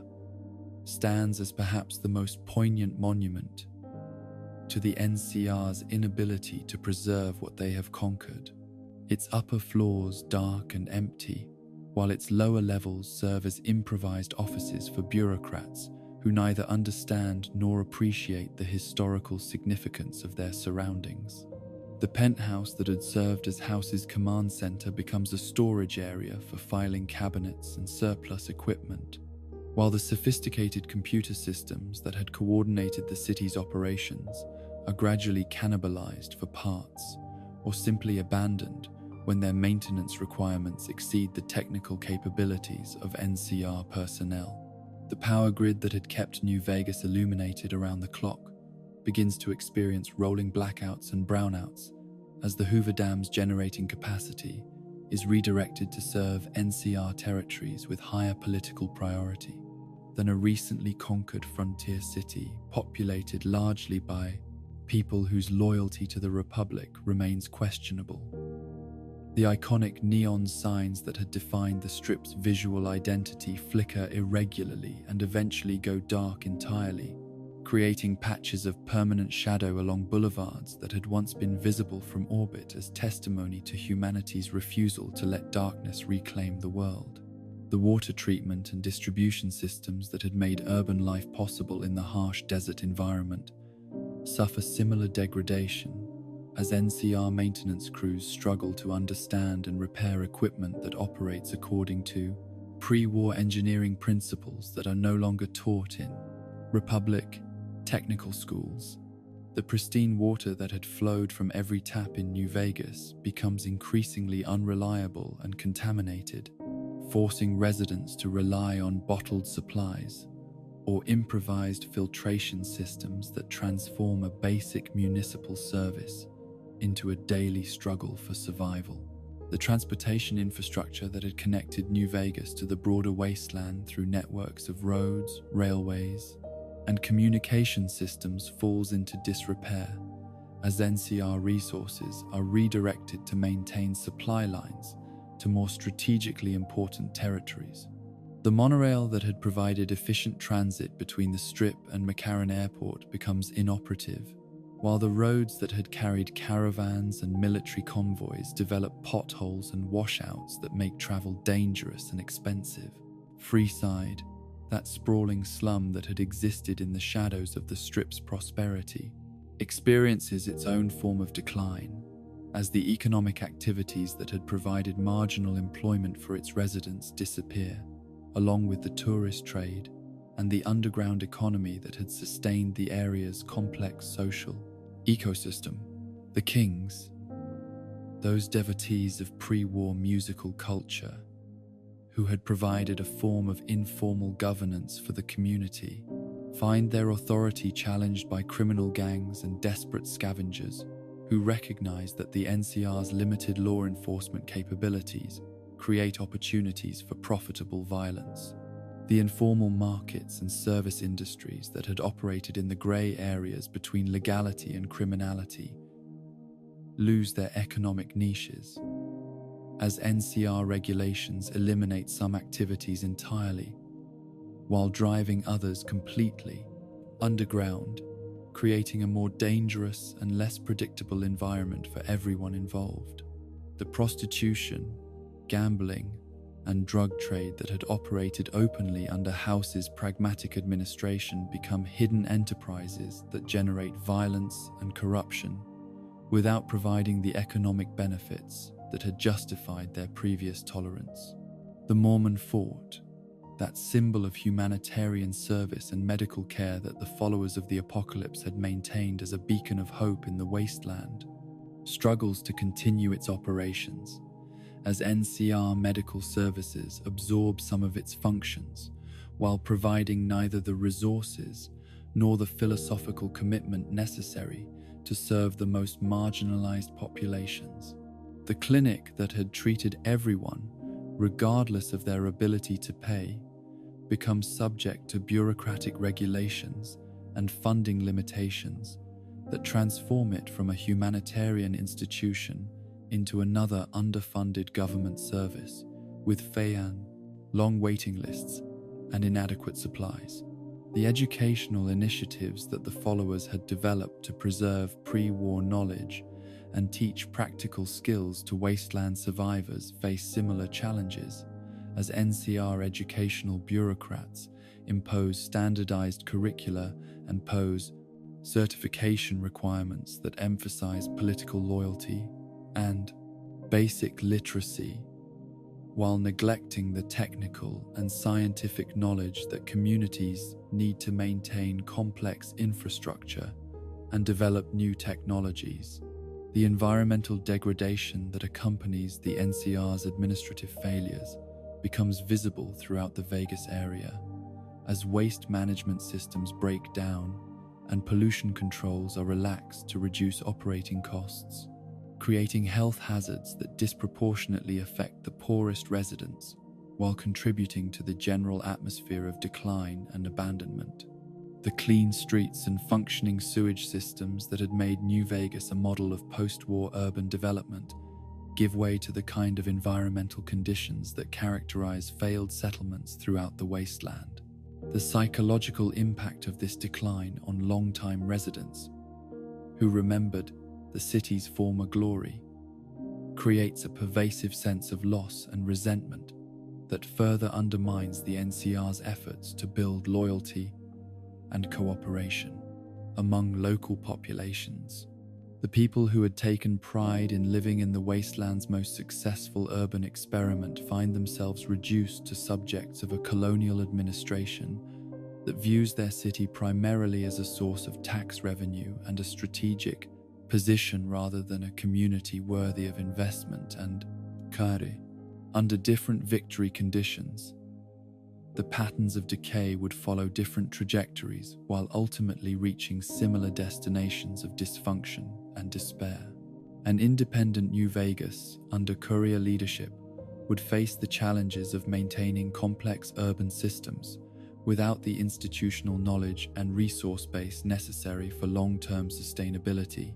leading to a gradual breakdown of infrastructure that no amount of individual heroism or good intentions could prevent indefinitely.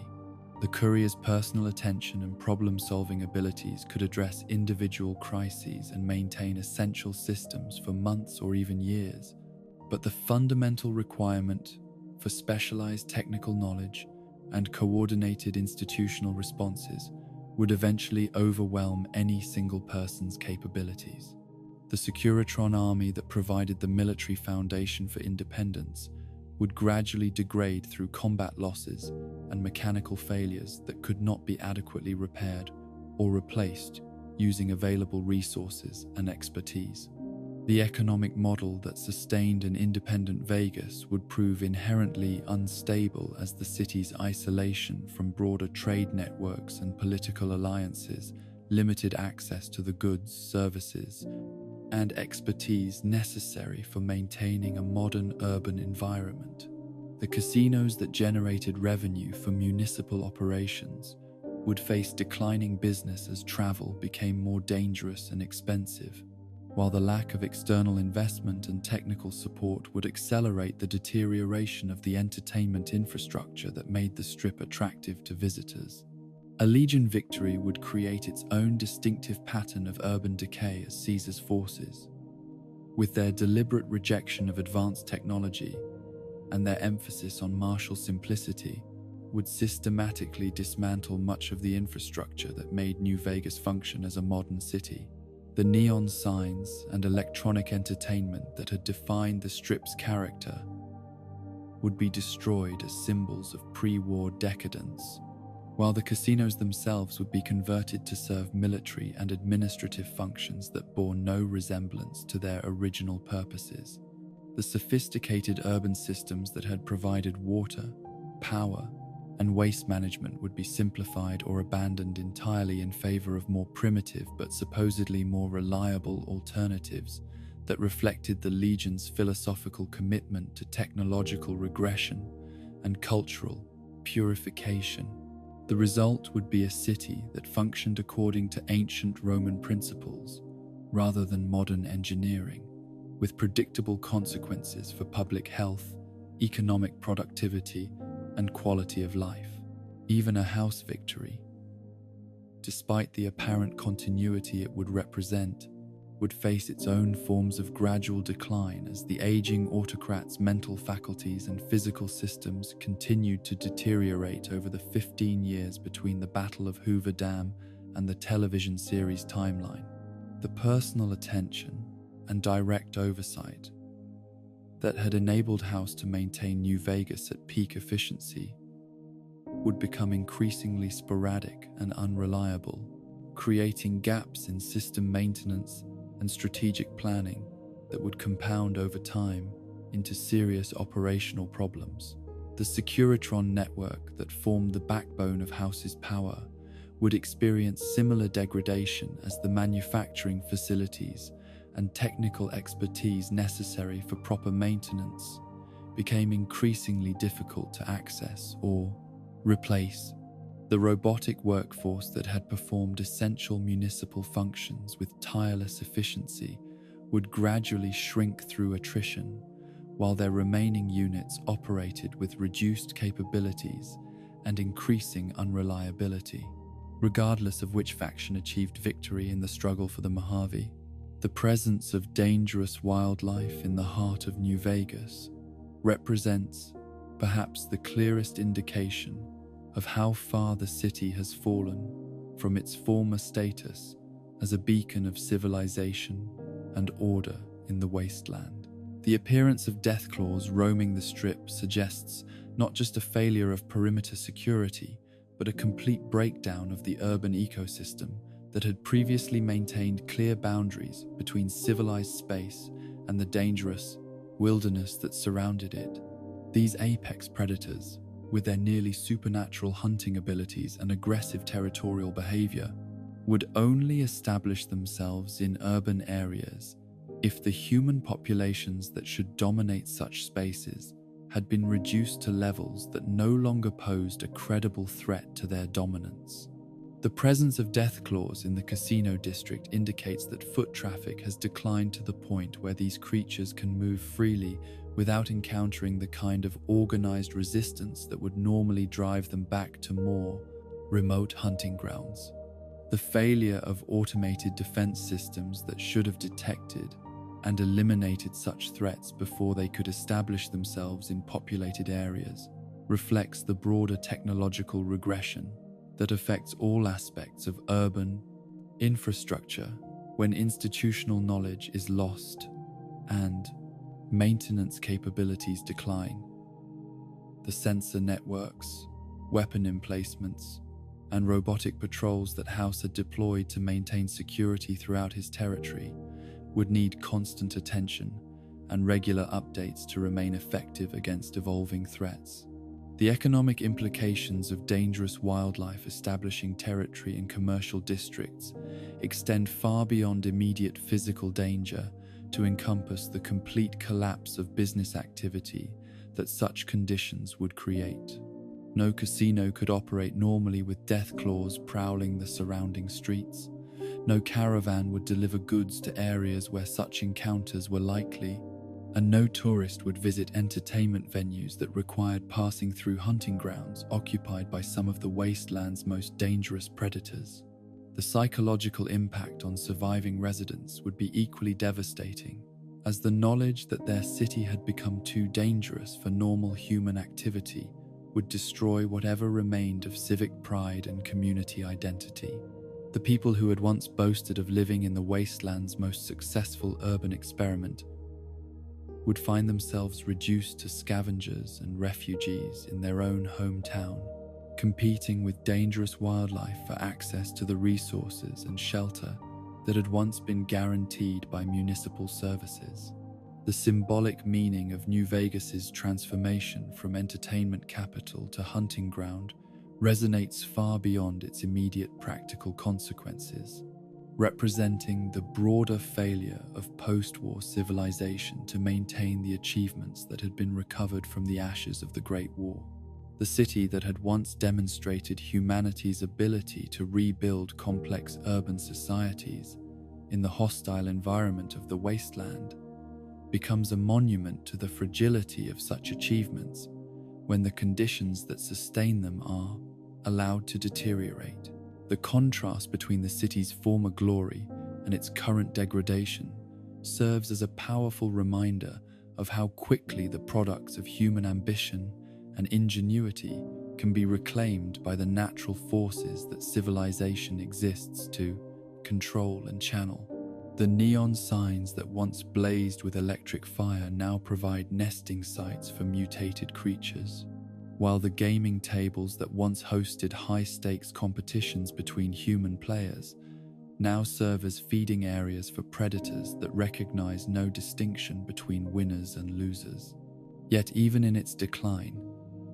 New Vegas retains traces of the vision and energy that made it remarkable, suggesting that renewal and recovery might still be possible if the right combination of leadership, resources, and commitment could be assembled to address the challenges that have overwhelmed previous efforts at urban management. The bones of a great city remain beneath the accumulated debris of failed policies and neglected maintenance, waiting for someone with the knowledge and determination necessary to restore them to their proper function. The infrastructure that lies dormant throughout the Vegas area represents a tremendous resource that could support renewed prosperity if the technical knowledge and institutional capabilities necessary for its activation could be recovered or redeveloped. The power generation facilities, water treatment plants, and communication networks that had made New Vegas possible continue to exist in various states of repair, requiring only the specialized expertise and coordinated effort necessary to restore them to operational status. The human resources that remain in the area, despite its decline, possess knowledge and experience that would be invaluable for any serious effort at urban renewal, as longtime residents understand both the city's potential and the specific challenges that must be overcome to realize that potential. The casino workers, maintenance technicians, and small business owners who have survived the various disasters that have befallen their community represent a reservoir of practical expertise that could be mobilized under the right leadership. The question of whether New Vegas can be restored to its former prominence or will continue its decline into complete abandonment remains one of the most intriguing uncertainties facing any characters who venture into the Mojave during our imagined second season. The choices they make about whether to invest in renewal or simply strip the area of whatever valuable resources remain will determine whether the city's story ends in tragedy or finds new chapters of hope and recovery.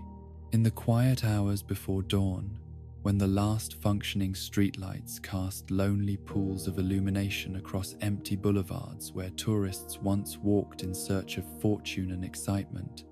the spirit of Las Vegas persists like a ghost, haunting the ruins of its own ambitions.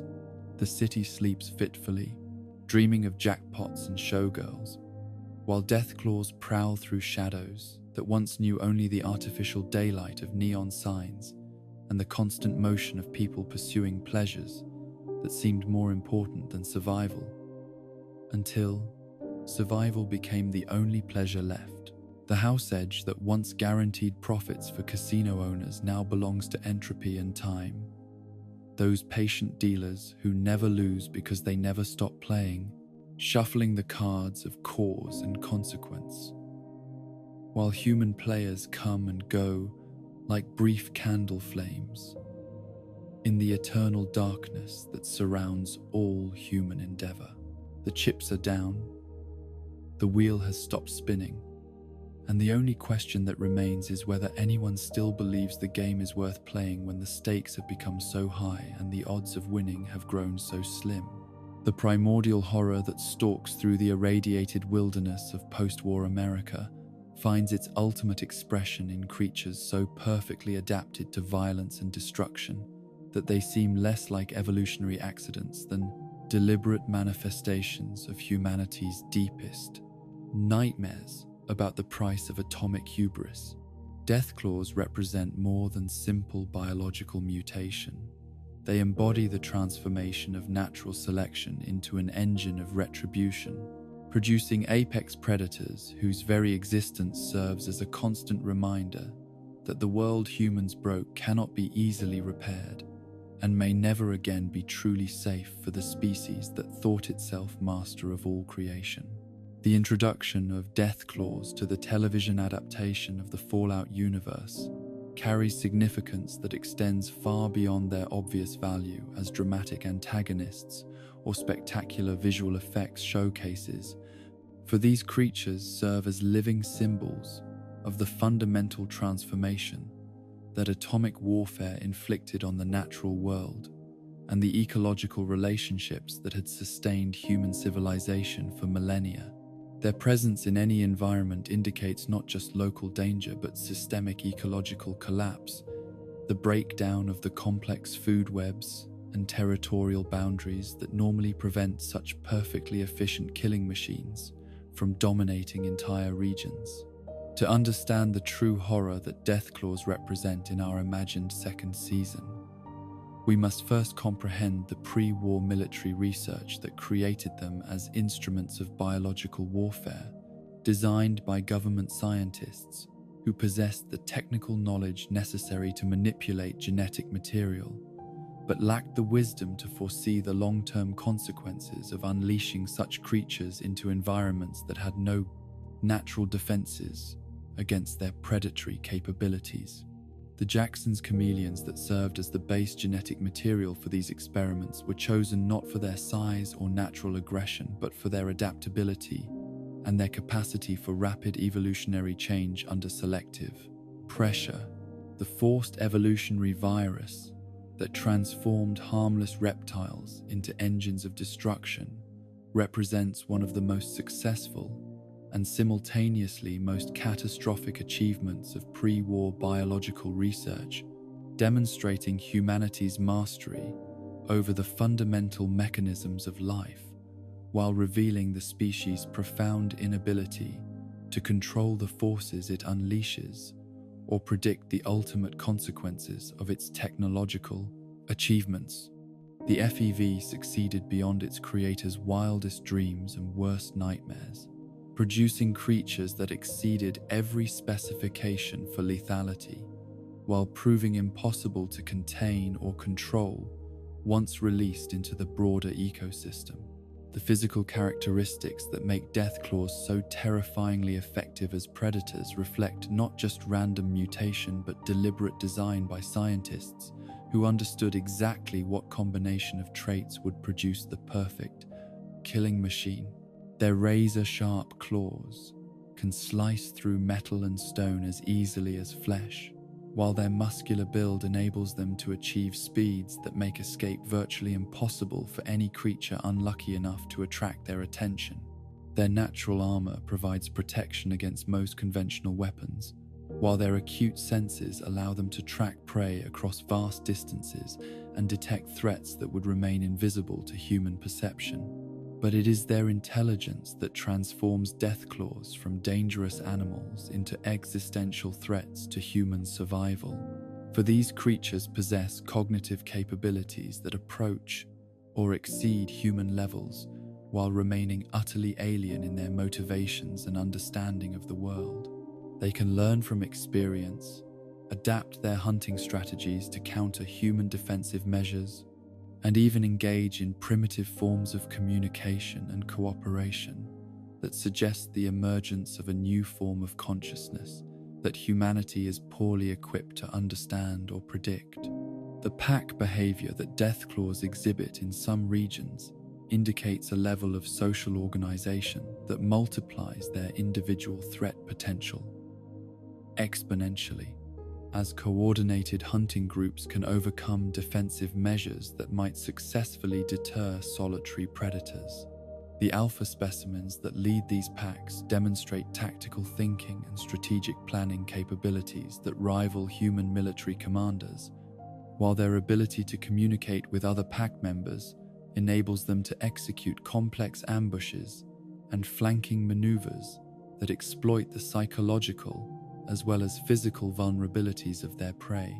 The reproductive capabilities that enable deathclaw populations to expand rapidly in suitable environments ensure that initial encounters with these creatures are rarely isolated incidents, but rather harbingers of larger infestations that will spread throughout entire regions, if not addressed, through coordinated military action. The females of the species can produce dozens of offspring in a single clutch,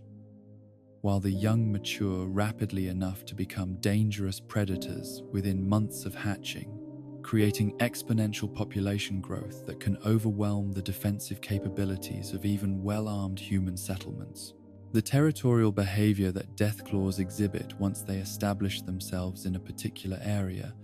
makes them particularly dangerous to communities that depend on predictable access to resources like water sources, trade routes, or agricultural areas. These creatures do not simply hunt and move on like most predators, but claim entire regions as their exclusive domain, attacking any humans who venture into areas they have marked as their territory regardless of the intruder's intentions or threat level. The appearance of deathclaws in the heart of New Vegas represents a catastrophic failure of the security systems and territorial control that had previously made the city a safe haven for human activity in an otherwise hostile wasteland. The fact that such creatures could establish themselves in the commercial and entertainment districts of the Strip indicates not just momentary security lapses, but complete breakdown of the institutional capabilities that had maintained clear boundaries between civilized space and the dangerous wilderness beyond. The presence of these apex predators in urban environments creates cascading effects throughout the local ecosystem as other forms of wildlife either flee the area or become prey for creatures that recognize no natural limits to their hunting territory. The careful balance of predator and prey species that had stabilized in the decades following the Great War becomes disrupted by the introduction of creatures that can eliminate entire populations of competing predators while facing no natural enemies capable of controlling their numbers. The psychological impact on human populations forced to coexist with deathclaws extends far beyond rational fear of physical harm to encompass existential terror about humanity's place in a post-war world where the species no disease longer stands at the top of the food chain. The confidence and sense of security that enable normal social and economic activity become impossible to maintain when death can arrive without warning, in the form of creatures that view humans as nothing more than another source of protein. The economic disruption caused by deathclaw presence in previously safe areas affects every aspect of community life. As trade routes become impassable, agricultural areas must be abandoned, and normal patterns of resource extraction and distribution break down under the constant threat of predation. The tourism that had sustained New Vegas becomes impossible when visitors cannot safely travel to or move around within the city, while the entertainment industry that employed thousands of people loses its entire customer base to creatures that make no distinction between performers and audience members. The weapons and defensive technologies that human settlements had developed to protect themselves against raiders, hostile tribes, and other human threats prove largely inadequate against creatures whose natural armor and aggressive tactics overwhelm conventional security measures. The small arms that could deter human attackers become nearly useless against predators that can absorb massive amounts of damage while continuing their assault, forcing communities to develop entirely new approaches to defense that require resources and expertise most settlements do not possess. The military response capabilities that larger organizations like the NCR or Brotherhood of Steel can deploy against deathclaw infestations provide some hope for communities facing such threats, but the resources required for effective extermination campaigns often exceed what these organizations are willing or able to commit to protecting civilian populations. The heavy weapons, power armor, and coordinated tactics necessary to eliminate deathclaw packs represent significant investments that military commanders may reserve for protecting their own strategic assets, rather than clearing threats from areas of marginal importance. The long-term environmental consequences of deathclaw dominance in previously inhabited regions include the gradual abandonment of human settlements and the return of these areas to pure wilderness,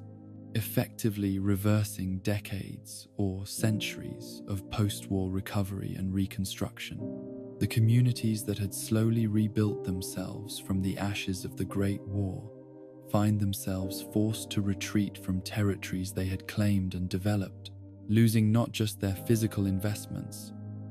but their psychological sense of progress and hope for the future. The scientific study of deathclaw behavior and biology represents both an opportunity to understand these creatures better and develop more effective countermeasures, and a dangerous enterprise that requires researchers to work in close proximity to creatures that view them as potential prey rather than neutral observers. The knowledge gained from such research could prove invaluable for protecting human populations, but the casualty rates among field researchers remain prohibitively high for most scientific organizations. The mutation and adaptation that deathclaws continue to undergo in different environmental conditions creates ongoing challenges for communities that believe they have developed effective defensive measures, as new variants with different capabilities and behaviors emerge to replace populations that have been eliminated through military action. The alpha deathclaws, mythic deathclaws, and other specialized variants that appear in different regions demonstrate the species' continued evolution in response to selective pressures created by human defensive efforts. The symbiotic relationships that sometimes develop between deathclaws and other mutated species create complex ecological networks that further complicate human efforts to reclaim territories dominated by these predators. The creatures that learn to coexist with deathclaw packs often serve as early warning systems or even hunting partners, creating multi-species alliances that human tactical doctrine is poorly prepared to address. The psychological warfare that results from deathclaw presence extends beyond immediate physical threats to encompass the broader demoralization of human communities that had believed they were successfully rebuilding civilization from the blank ruins of the old world. The knowledge that such creatures exist and continue to spread throughout the wasteland undermines confidence in human technological superiority and the possibility of ever achieving true safety and security in the post-war environment. The cultural impact of deathclaw encounters manifests in the folklore, religious beliefs, and artistic expression of communities that have survived such experiences, as these creatures become symbols of divine punishment, natural retribution, or the fundamental futility of human ambition in a world that has been permanently transformed by atomic warfare. The stories that survivors tell about their encounters with these predators serve both as practical warnings and as expressions of deeper fears about humanity's future prospects for survival and recovery. The training and equipment requirements for individuals or groups that must venture into deathclaw territory create enormous barriers to travel, trade, and communication between settlements that had previously maintained regular contact and cooperation. The specialized weapons, armor, and tactical knowledge necessary for surviving encounters with these creatures are available only to the most elite military units and professional hunters, effectively isolating communities that cannot afford such protection. The medical challenges presented by deathclaw attacks include not just the obvious trauma caused by their physical assaults, but also the psychological wounds inflicted on survivors, who must continue living with the knowledge that such encounters could happen again at any time. The few individuals who survive direct deathclaw attacks often suffer from post-traumatic stress disorders that make them unable to function normally in community settings. While their detailed knowledge of these creatures' capabilities and behavior patterns becomes a valuable but psychologically costly resource for defensive planning, the strategic implications of deathclaw expansion for larger political entities like the NCR include the need to divert military resources from territorial expansion and political consolidation to defensive operations designed to protect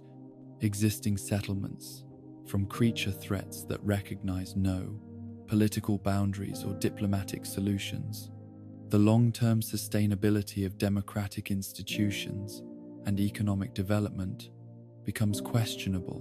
when significant portions of national resources must be dedicated to literal survival against non-human enemies. The evolutionary trajectory that deathclaws appear to be following suggests that future generations of these creatures may develop even more sophisticated cognitive abilities and social organizations that could enable them to challenge human dominance more directly through coordinated campaigns, rather than simply individual or small group hunting activities. The possibility that these creatures might eventually develop tool use, complex communication systems,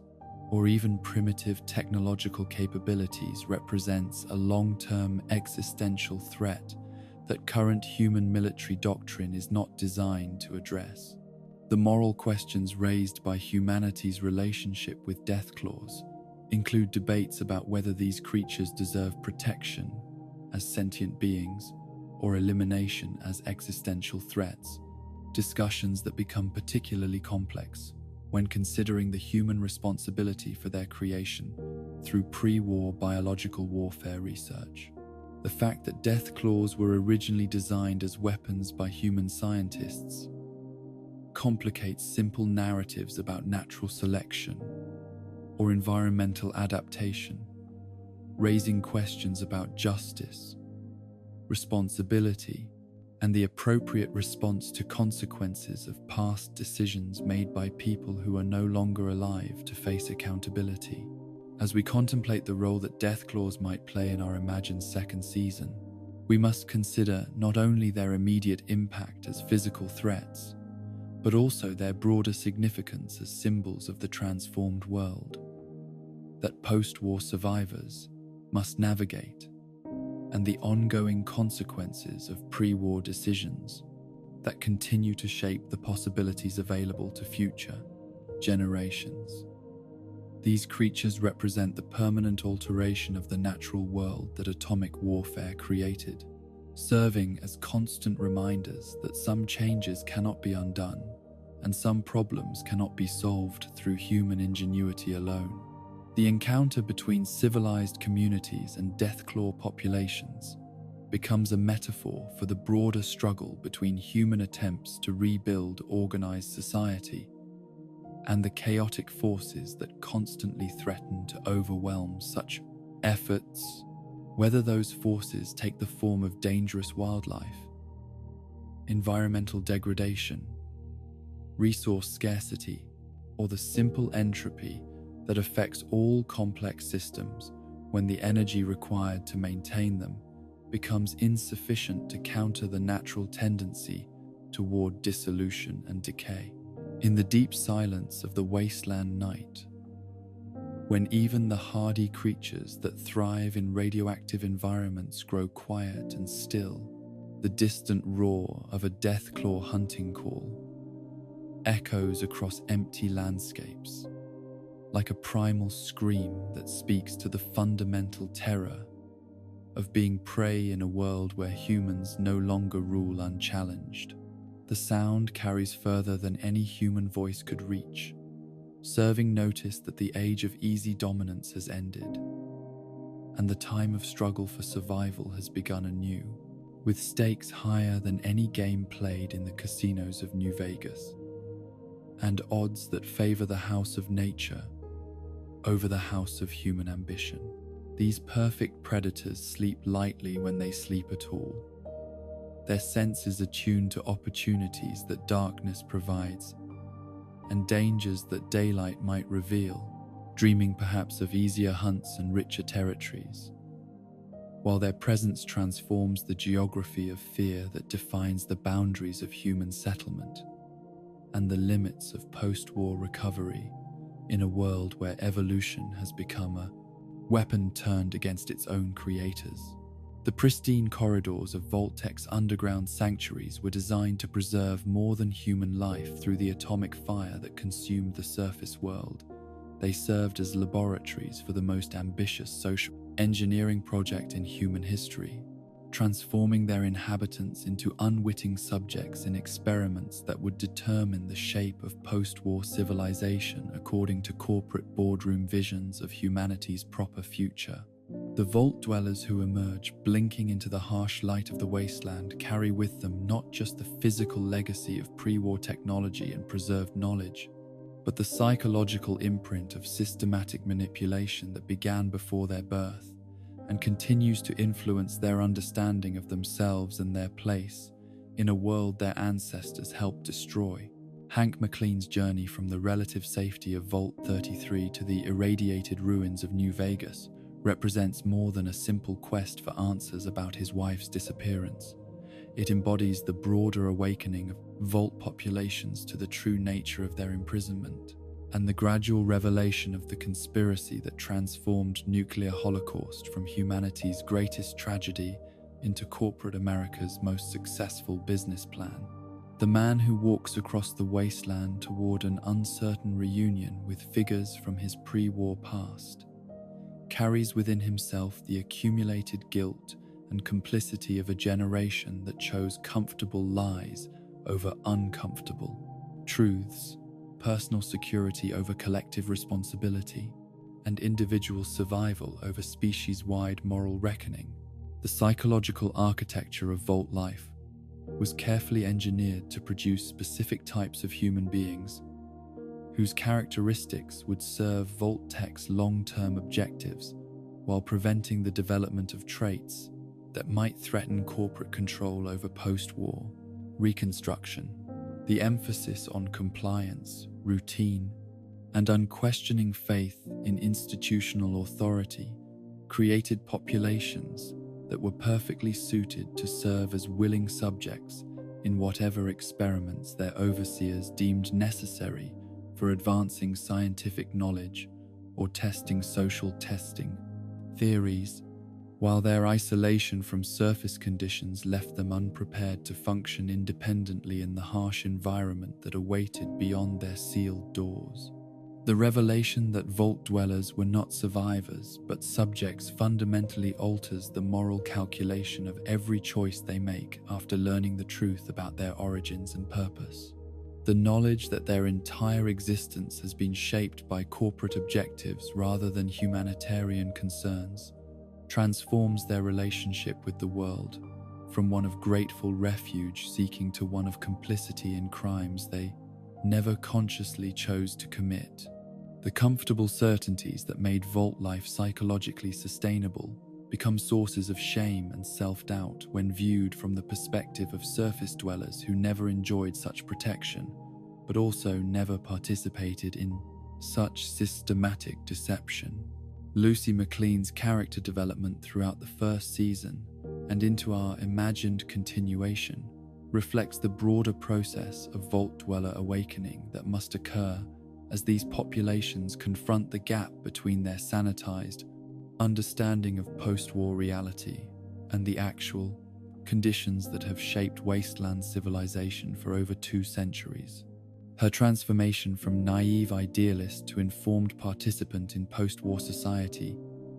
requires not just practical education about survival skills and political realities, but fundamental reconstruction of her moral framework and personal identity in light of knowledge that challenges everything she believed about herself and her people.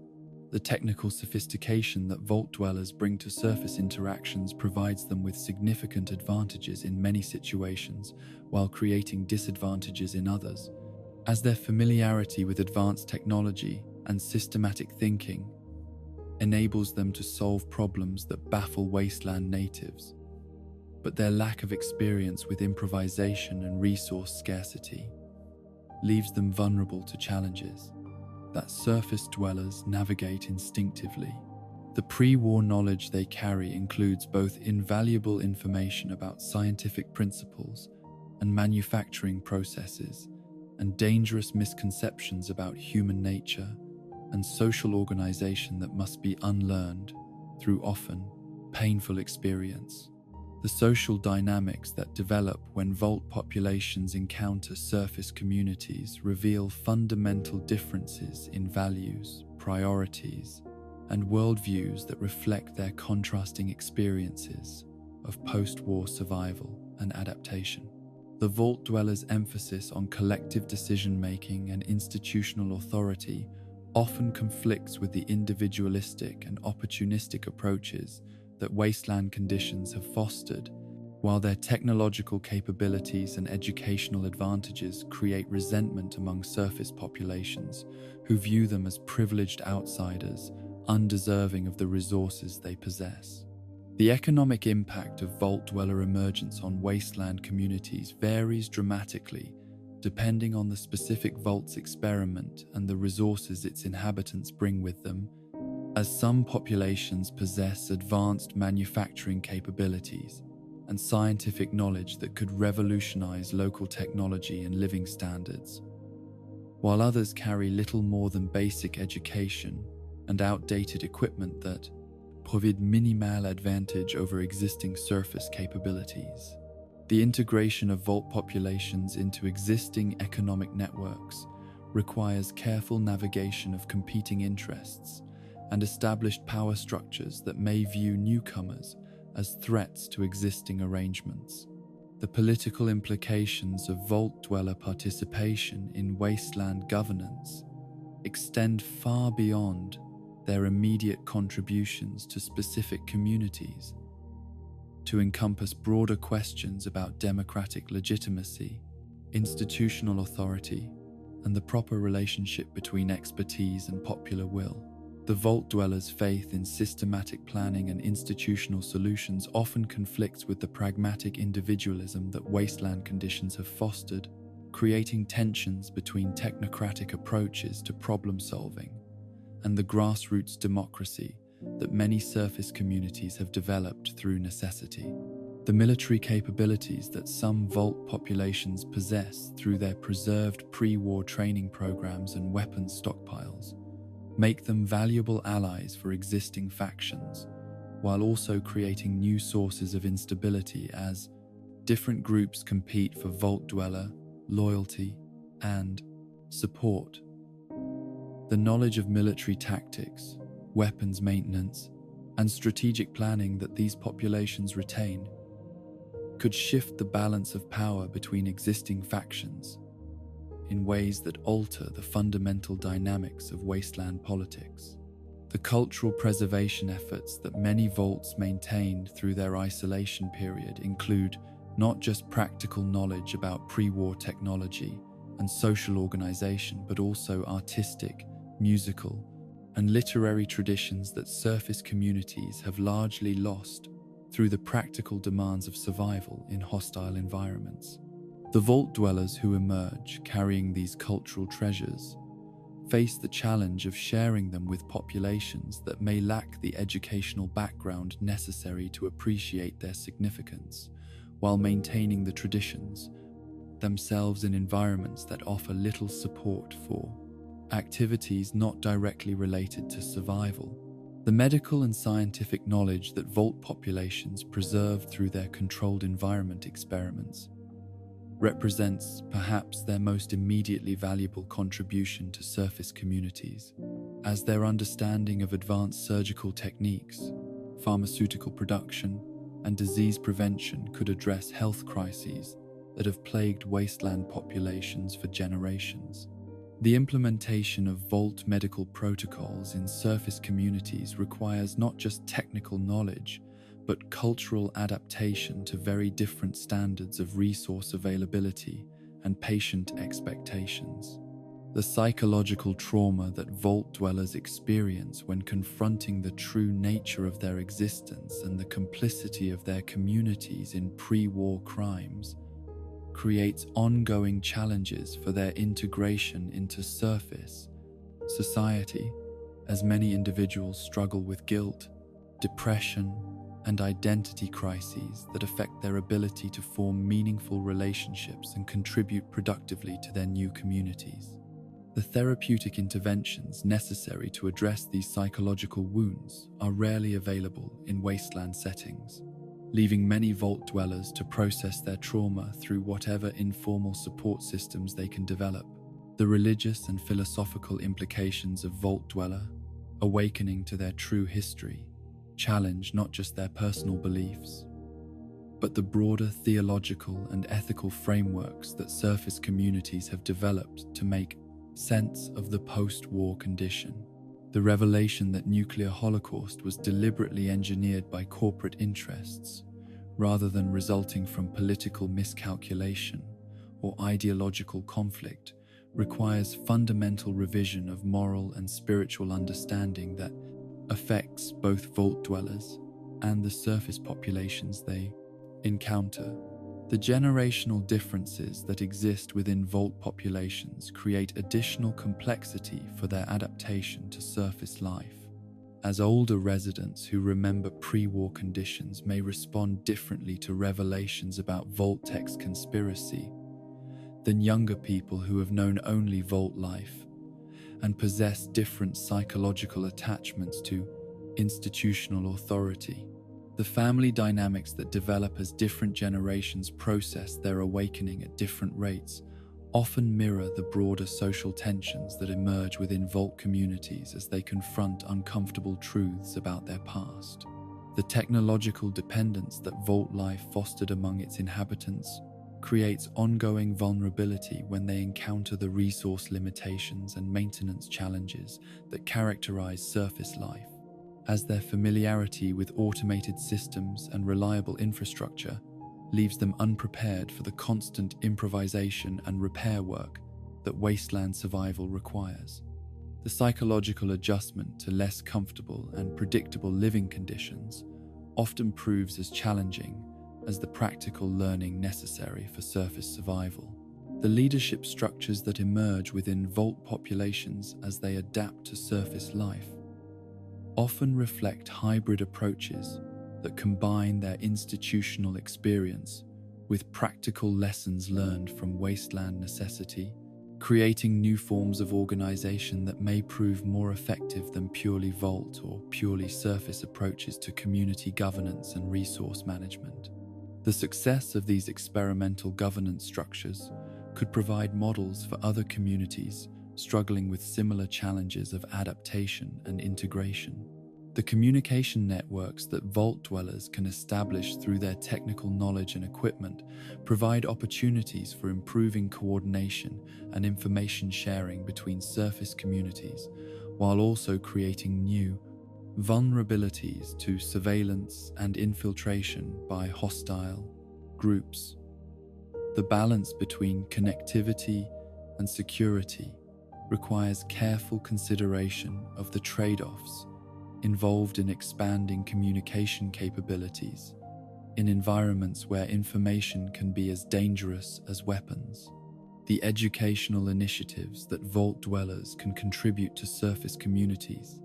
include not just technical training and academic instruction, but also systematic approaches to knowledge, preservation, and transmission that could help prevent the loss of crucial information during future crises or generational transitions. The establishment of formal schools and libraries requires community investment and long-term commitment that may compete with more immediate survival needs. The environmental monitoring capabilities that many vaults maintained through their isolation period provide valuable data about radiation levels, atmospheric conditions, and ecological recovery that could inform surface communities' decisions about settlement patterns, agricultural practices, and resource exploitation. The integration of this scientific knowledge with practical wasteland experience could lead to more sustainable approaches to post-war development and expansion. The industrial capabilities that some vault populations retain through their preserved manufacturing equipment and technical expertise could enable the production of goods and services that are currently unavailable or prohibitively expensive in wasteland markets. But the establishment of productive enterprises requires capital investment and supply chains that may be difficult to develop without broader economic cooperation between vault and surface communities. The diplomatic potential that vault dwellers represent in their interactions with other factions stems from their status as neither traditional surface dwellers with established loyalties nor obvious threats to existing power arrangements, enabling them to serve as neutral mediators or honest brokers in disputes where other parties might be viewed with suspicion. The effectiveness of vault dweller diplomacy depends on their ability to maintain credibility with all parties while navigating the complex web of alliances and rivalries that characterize wasteland politics. The research opportunities that vault populations provide through their preserved records and controlled populations could advance scientific understanding of radiation effects, social organization, and technological development in ways that benefit all surface communities. But such research requires ethical frameworks and institutional oversight that may be difficult to establish in post-war conditions. The balance between scientific advancement and human dignity requires careful attention to consent and autonomy issues that vault experiments historically ignored. As Hank McLean approaches the ruins of New Vegas carrying with him the weight of pre-war guilt and post-war awakening, his reunion with figures from his corporate past will illuminate not just his personal journey, but the broader reckoning that vault dweller populations must undergo as they confront their role in humanity's near extinction and their responsibility for shaping its recovery. The choices he makes about disclosure, accountability, and cooperation will influence not just his own redemption, but the future relationship between Vault and surface communities, as they work together to build something better from the ashes of what was lost. The conspiracy that created the Vaults extends far beyond simple corporate greed or scientific curiosity to encompass a comprehensive vision of human social engineering that sought to remake the species according to business principles, rather than humanitarian values, treating entire populations as experimental subjects whose suffering and death were acceptable costs for advancing corporate objectives and testing theoretical models of human behavior. The revelation of this conspiracy forces a fundamental re-evaluation of the moral foundations of post-war society and the proper relationship between individual rights and collective survival. In the underground chambers where artificial light has illuminated sanitized corridors for over 2 centuries while darkness claimed the world above, the children of Vault-Tech's grand experiment continue to emerge into daylight that reveals both the horror of what was done in humanity's name and the possibility that such knowledge might finally enable the species to break free from the cycles of violence and exploitation that nuclear fire was meant to end, but instead preserved in new and more subtle forms. The vault doors that once sealed populations away from atomic death now open to reveal the depth of human complicity in systematic evil and the ongoing challenge of building authentic community from the fragments of trust and truth that survive when comfortable lies can no longer be sustained in the face of undeniable evidence about the price that was paid for survival and the moral debts that must be acknowledged before healing can begin. The weathered face that stares back from every reflective surface in the wasteland belongs to a man who should have died over 2 centuries ago,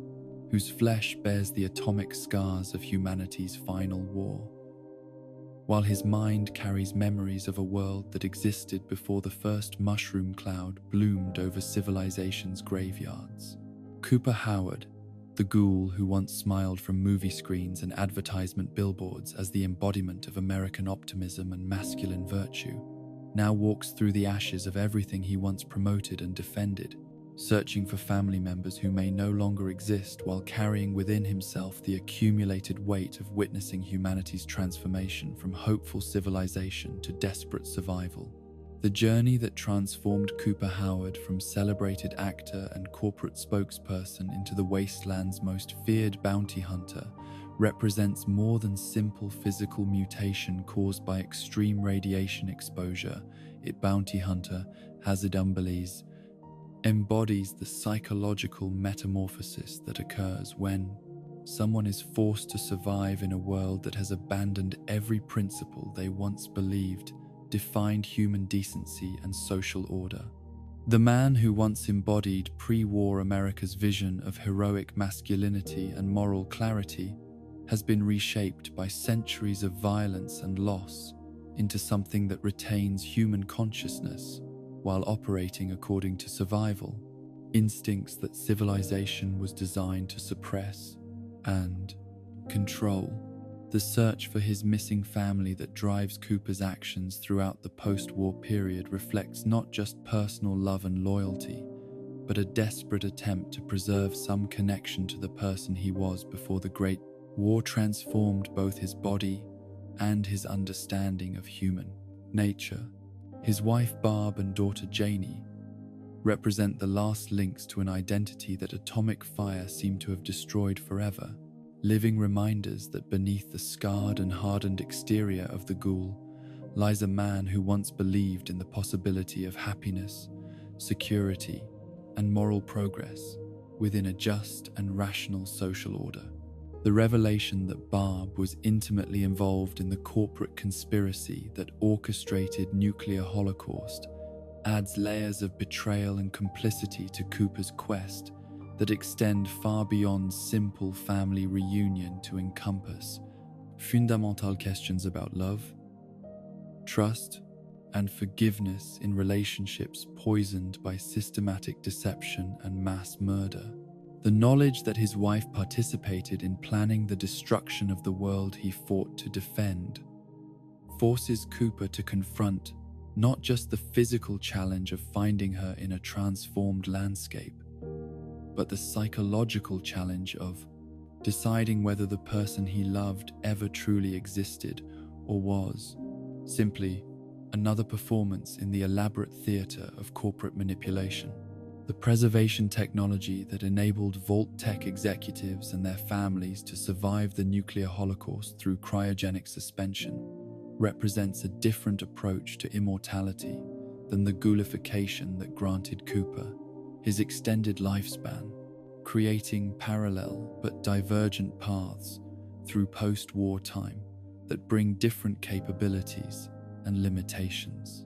While Cooper's radiation-induced mutations granted him enhanced physical resilience and apparent immunity to aging at the cost of physical comfort and social acceptance, the cryogenic preservation that protected his family offered perfect physical maintenance at the cost of consciousness and active participation in the world's evolution. The moral implications of these different survival strategies reflect broader themes about the nature of existence, identity, and the price that must be paid for transcending normal human limitations in a world that has been fundamentally altered by atomic warfare. Cooper's conscious experience of every day, month, and year since the Great War has given him unparalleled knowledge of post-war conditions and human adaptation, while inflicting psychological trauma that no normal human could survive intact. His family's unconscious passage through the same period has preserved their pre-war innocence and relationships, while leaving them unprepared for the reality they will encounter upon awakening. The question of whether Cooper's family members can ever truly understand or accept what he has become during their separation touches on fundamental issues of identity, continuity, and the limits of human love when confronted with radical transformation. The man who embraces them upon reunion will possess the same memories and emotional attachments that defined their pre-war relationships, but his experiences during the intervening centuries have shaped him in ways that may make genuine intimacy impossible, despite their shared history and mutual affection. The practical challenges of locating family members who were placed in cryogenic storage by a corporation that no longer exists in any recognizable form require Cooper to navigate bureaucratic mysteries and technological puzzles that often prove more difficult than the physical dangers he faces,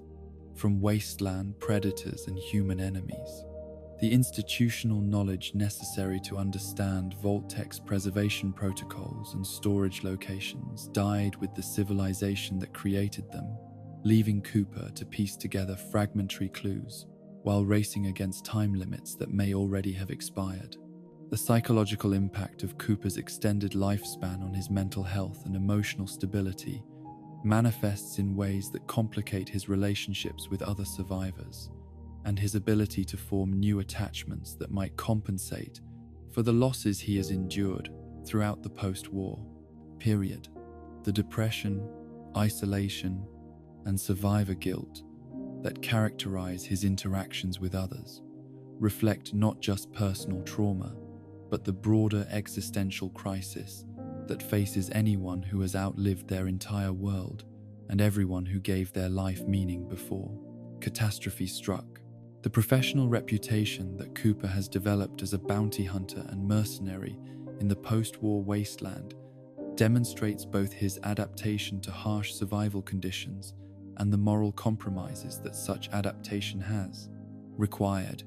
as the skills that enable him to track and capture human targets for caps and supplies represent a fundamental departure from the heroic ideals he once portrayed on screen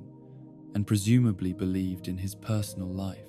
The violence that has become routine in his post-war existence would have been unthinkable to the pre-war Cooper Howard, yet it remains the most reliable means of survival in a world that rewards brutality and punishes weakness. The relationship between Cooper's pre-war identity as an entertainer and his post-war role as a predator reveals the continuity of certain psychological traits across radical environmental and social changes, as his ability to read people, project confidence, and manipulate situations that served him well in Hollywood provides similar advantages in wasteland encounters that require deception, intimidation, and strategic thinking. The performance skills that made him successful as an actor become survival tools in a world where the ability to project strength and unpredictability often determines who lives and who dies. The knowledge of pre-war technology, social organization, and historical context that Cooper carries with him makes him a valuable resource for other characters seeking to understand the origins of their post-war condition, while also creating expectations and responsibilities that he may be unwilling or unable to fulfill. His memories of how the world worked before the bombs fell provide insights that could help rebuild civilization, but his cynicism about human nature and institutional reliability makes him reluctant to participate in reconstruction efforts that he believes are doomed to repeat the mistakes that caused the original catastrophe. The chemical dependency that sustains Cooper's ghoul physiology through regular doses of Radaway and other medications creates ongoing vulnerabilities that his enemies can exploit, while also serving as constant reminders of his transformation from normal human to something that requires artificial support to maintain basic biological functions. The need to obtain and consume these substances regularly adds logistical complexity to his movements and creates potential leverage points that opponents can use against him in confrontational situations. The social isolation that Cooper experiences as a ghoul in communities that fear and distrust his kind reflects broader patterns of discrimination and dehumanization that characterize post-war society's treatment of mutated populations, forcing him to operate primarily in the margins of civilized areas while relying on criminal networks and underground economies that accept his appearance in exchange for his specialized skills and knowledge. The loneliness that results from this social exclusion compounds the psychological trauma of his extended survival while limiting his access to the emotional support that might help him process his experiences constructively. The evolution of Cooper's moral framework during his post-war existence demonstrates both the flexibility of human ethical systems under extreme pressure and the psychological costs of abandoning principles that once provided meaning and identity. As his transition from heroic idealist to pragmatic survivor required him to rationalize behaviors that his pre-war self would have considered unforgivable, while maintaining enough of his original personality to function as a recognizable human being. The tactical advantages that Cooper's extended experience and enhanced physical capabilities provide in combat situations make him a formidable opponent for anyone who underestimates his abilities based on his aged appearance or assumes that his ghoul status indicates weakness rather than strength. The combat skills he has developed through centuries of violent encounters, combined with his knowledge of human psychology and behavior patterns, enable him to defeat opponents who possess superior weapons or numerical advantages, but lack his strategic thinking and practical experience. The economic opportunities that Cooper's unique skill set creates in wasteland markets include not just bounty hunting and mercenary work, but also guide services, information brokerage, and consultation on pre-war technology and historical context that other survivors lack the background to understand or utilize effectively. His ability to navigate both the physical dangers of the wasteland and the social complexities of post-war communities makes him valuable to employers who need problems solved that require both violence and subtlety. The leadership potential that Cooper possesses through his combination of pre-war education, post-war experience, and natural charisma remains largely untapped due to his reluctance to accept responsibility for other people's welfare and his cynicism about the possibility of creating lasting positive change in a world that he has watched destroy itself repeatedly through human folly and institutional failure. The communities that might benefit from his guidance and protection are often the same ones that reject him based on his appearance and reputation. The romantic relationships that Cooper might pursue in the post-war world face obstacles created not just by his physical transformation,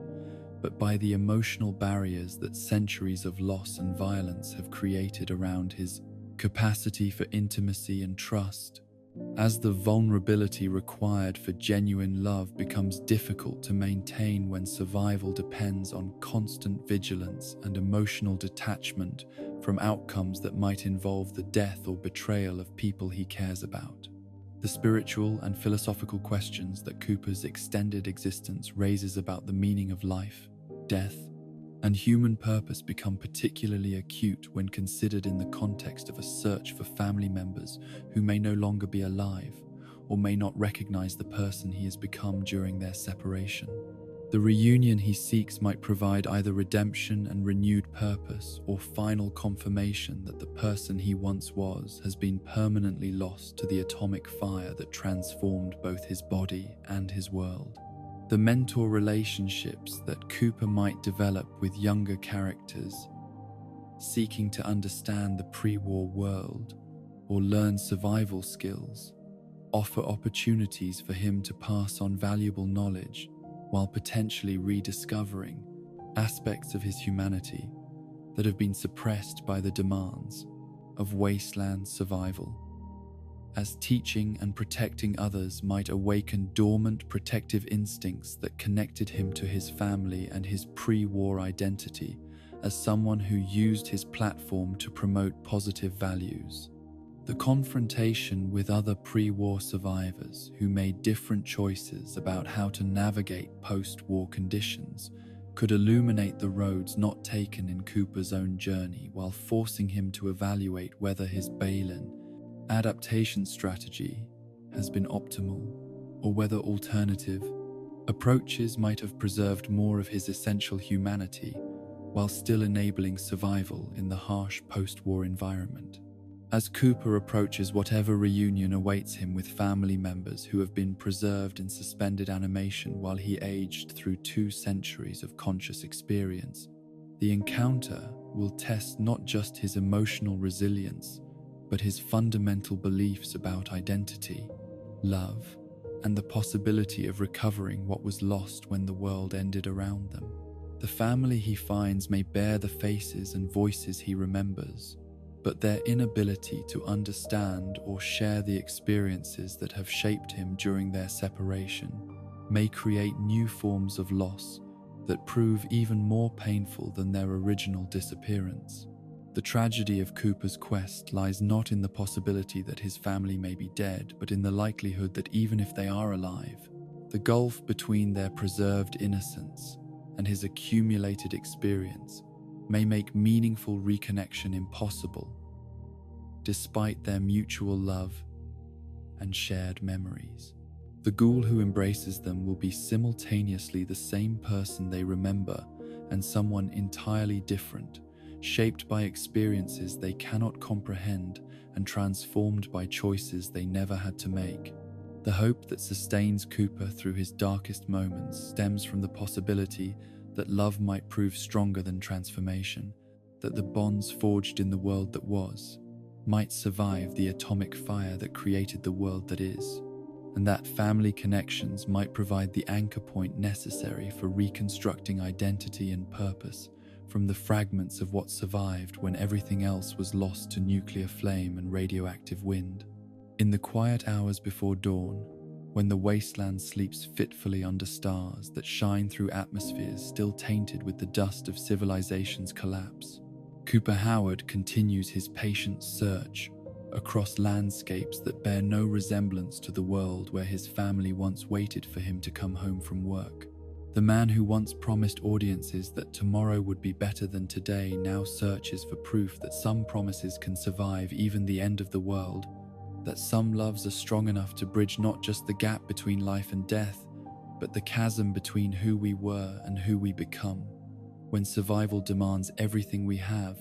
and more than we thought we could give. The footsteps that carry him across irradiated wastelands echo with the rhythm of hope and despair intertwined, each mile traveled bringing him either closer to the redemption he seeks,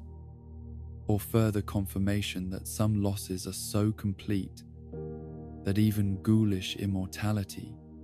cannot provide time enough to heal what atomic fire burned away from the human heart. The quest continues because the alternative is surrender, and surrender is the one luxury that love cannot afford when everything else has been taken by forces too large and terrible for individual resistance, but too important for anything less than everything he has left to give.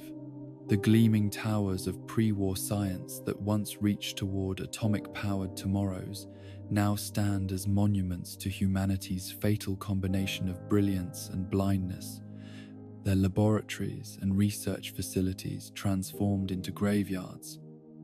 where the dreams of technological transcendence lie buried beneath the radioactive consequences of knowledge pursued without wisdom or restraint. The old-world blues that haunt the wasteland's most advanced survivors speak not just to nostalgia for lost comfort and convenience,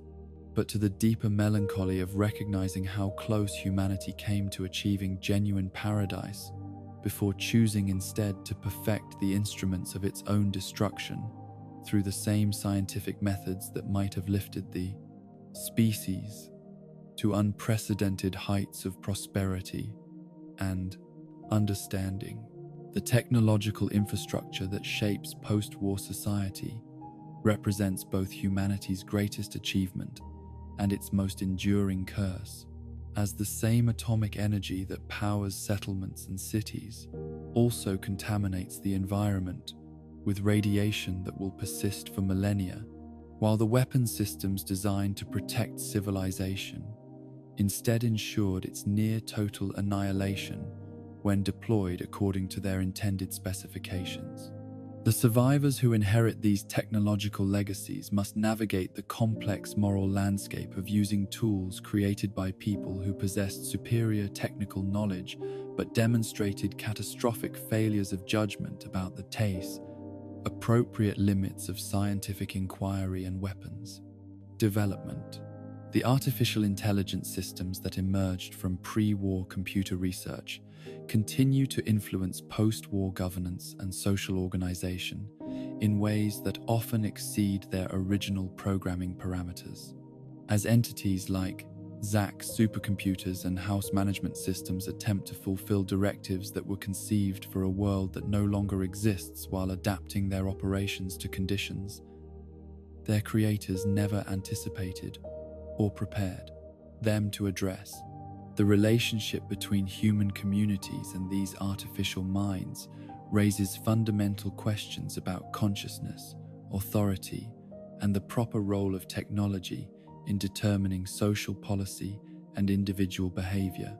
The preservation of scientific knowledge through various pre-war storage and documentation systems creates opportunities for post-war societies to recover lost capabilities, while also perpetuating the same patterns of thinking that led to the original catastrophe, as access to advanced technical information does not automatically confer the wisdom necessary to use such knowledge responsibly,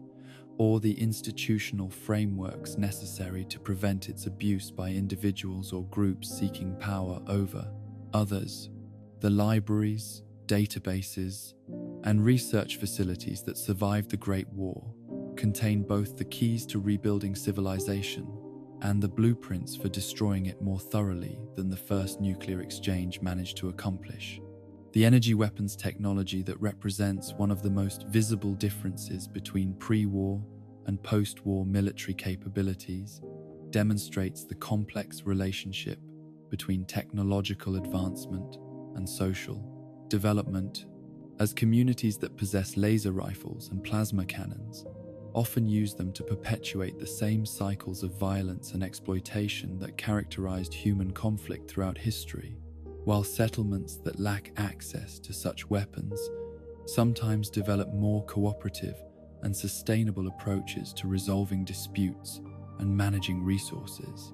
The power armor systems that enable individual soldiers to operate as walking tanks represent perhaps the most significant single advancement in personal combat effectiveness that pre-war research produced, but their deployment in post-war conflicts often serves primarily to amplify existing inequalities between those who possess advanced technology and those who must rely on more primitive equipment and tactics. The psychological impact of encountering power-armored opponents extends beyond immediate tactical considerations to encompass broader questions about the relationship between technological superiority and political legitimacy in societies struggling to establish stable governance structures. The medical technologies that pre-war research developed for treating radiation exposure, genetic damage, and traumatic injuries provide post-war communities with capabilities that far exceed anything available to previous human civilizations.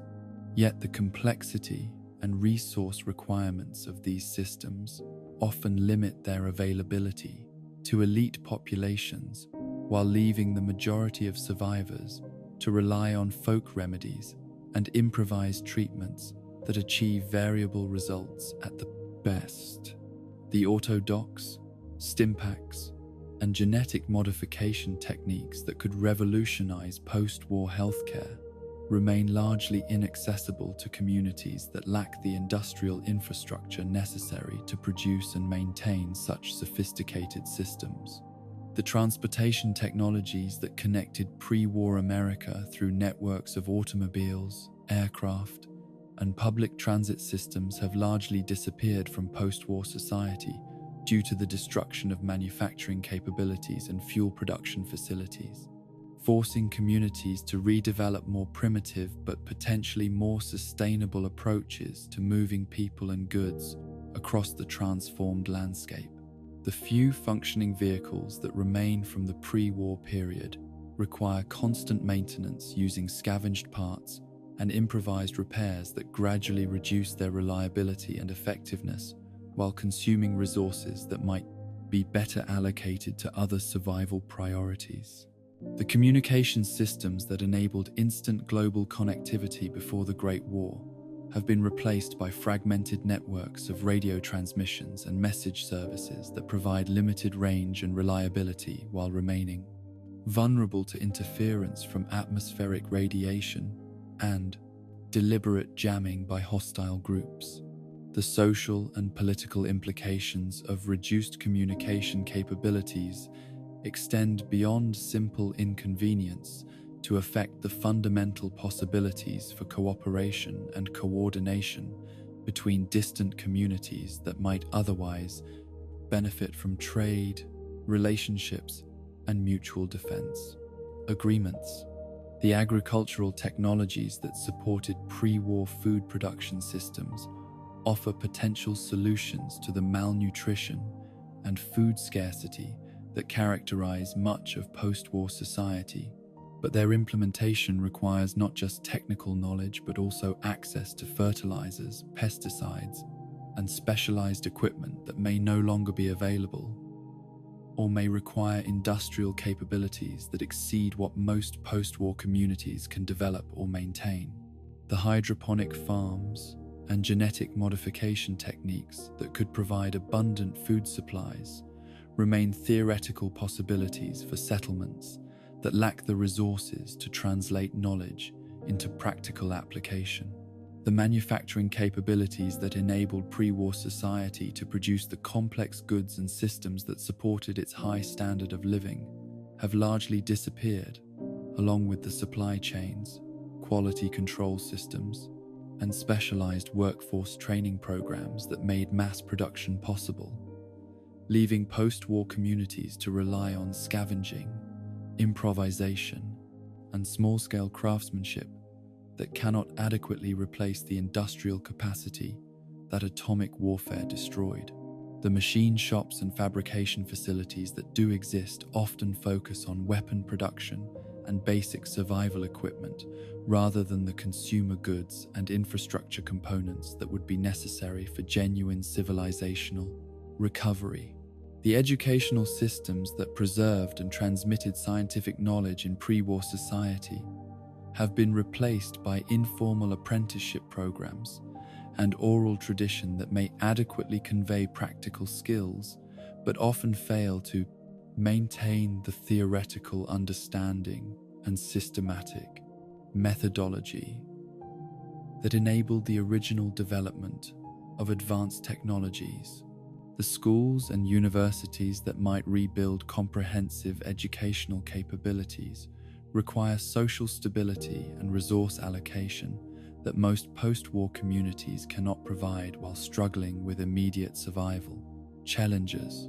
The research and development infrastructure that enabled pre-war scientific advancement through systematic investigation and controlled experimentation has largely disappeared, along with the social institutions and economic systems that supported long-term projects with uncertain outcomes, forcing post-war inventors and scientists to work in isolation using improvised equipment and limited resources that constrain their ability to develop new technologies or improve existing ones through rigorous testing and refinement. The regulatory frameworks that governed pre-war technology development and deployment, however flawed they may have been, at least provided some institutional oversight of potentially dangerous research projects and weapons systems, while post-war technological development occurs in an anarchic environment where individual researchers and small groups can pursue projects with devastating potential consequences without any external review or constraint on their activities. The absence of safety regulations and ethical oversight creates risks that may exceed even the catastrophic failures that characterized pre-war military research. The corporate structures that funded and directed pre-war research and development have been replaced by more informal arrangements between inventors, communities, and faction leaders that may provide greater flexibility and responsiveness to local needs, but often lack the resources and long-term commitment necessary for developing complex technologies that require sustained investment and coordinated effort across multiple specialties and geographic locations. The international cooperation that enabled pre-war science to benefit from shared knowledge and collaborative research has been replaced by the isolation and competition that characterize post-war politics, forcing communities to redevelop technologies independently rather than building on existing knowledge bases or sharing innovations that might benefit human civilization as a whole. The xenophobia and resource competition that shape post-war intergroup relations actively impede the kind of scientific collaboration that would be necessary for rapid technological advancement and widespread implementation of beneficial innovations. The philosophical frameworks that guided pre-war scientific thinking continue to influence post-war technology development through the preserved writings and recorded teachings of researchers who approached their work with specific assumptions about human nature, social organization, and the proper relationship between scientific knowledge and political power. The positivist optimism that characterized much pre-war research created both the innovations that could rebuild civilization and the blind spots that enabled its near destruction, while post-war scientists must navigate the same intellectual traditions without the institutional safeguards that might prevent repetition of catastrophic mistakes. The moral implications of using pre-war technologies that were developed through research programs that often involved unethical experimentation on human subjects create ongoing dilemmas for post-war communities that benefit from such innovations, while recognizing that their development required systematic violations of human dignity and autonomy. The medical treatments, weapons systems, and industrial processes that could improve post-war living conditions carry the moral weight of their origins in projects that treated human beings as expendable resources in pursuit of abstract scientific knowledge. The environmental consequences of pre-war industrial and military technologies continue to shape post-war conditions through persistent radiation, chemical contamination, and ecological disruption that affect the viability of agricultural systems, the safety of water supplies, and the health of human populations across entire regions. The cleanup and remediation technologies that might address these environmental challenges require technical capabilities and resource commitments that exceed what most post-war communities can provide while dealing with immediate survival needs. The social stratification that emerges from unequal access to pre-war technologies creates new forms of class division and political conflict as communities that possess advanced capabilities use their advantages to dominate neighbors who lack such resources, while the concentration of technological knowledge in small elite groups may perpetuate authoritarian governance structures that prevent broader participation in decisions about technology development and deployment. The cultural impact of pre-war technologies on post-war society extends beyond their practical applications to influence art, literature, and popular entertainment. As survivors attempt to understand their relationship to the scientific legacy that both created their current conditions and offers potential paths toward improvement or further destruction. The mythology and folklore that develop around advanced technologies often reflect deeper anxieties about human agency, technological determinism, and the possibility of controlling forces that seem to operate according to their own logic rather than human intentions. The generational differences in attitudes toward pre-war technology reflect varying levels of direct experience with the Great War and its immediate aftermath, as older survivors who remember pre-war conditions may have different perspectives on the benefits and risks of advanced technologies than younger people who have known only post-war conditions and may romanticize or demonize pre-war achievements based on incomplete understanding of their historical context. The international implications of technological disparities between different post-war regions create strategic vulnerabilities and opportunities that shape diplomatic relations and military planning, as communities with advanced capabilities must decide whether to share their advantages with potential allies or maintain technological superiority as a source of political leverage and military security. The balance between cooperation and competition in technology sharing affects the overall trajectory of post-war recovery and the likelihood of renewed large-scale conflicts. As we contemplate the role that technology might play in our imagined second season, we must consider not only its practical applications in advancing plot and character development, but also its symbolic significance as a representation of humanity's ongoing struggle to balance the pursuit of knowledge and power with the wisdom and restraint necessary to prevent such pursuits from destroying the very civilization they are meant to improve and protect.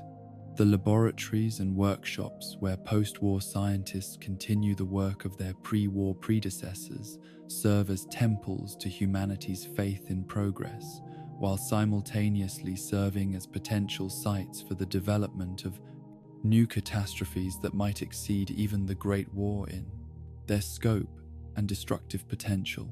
The choice between using advanced technology to build better communities or to perfect better weapons represents the same fundamental moral challenge that faced pre-war researchers and continues to test every generation that inherits the tools and knowledge that previous generations created. In the flickering light of jury-rigged electronics and improvised power supplies, where vacuum tubes glow with the promise of restored communication, and Geiger counters click their warnings about invisible dangers that will outlast any human lifetime,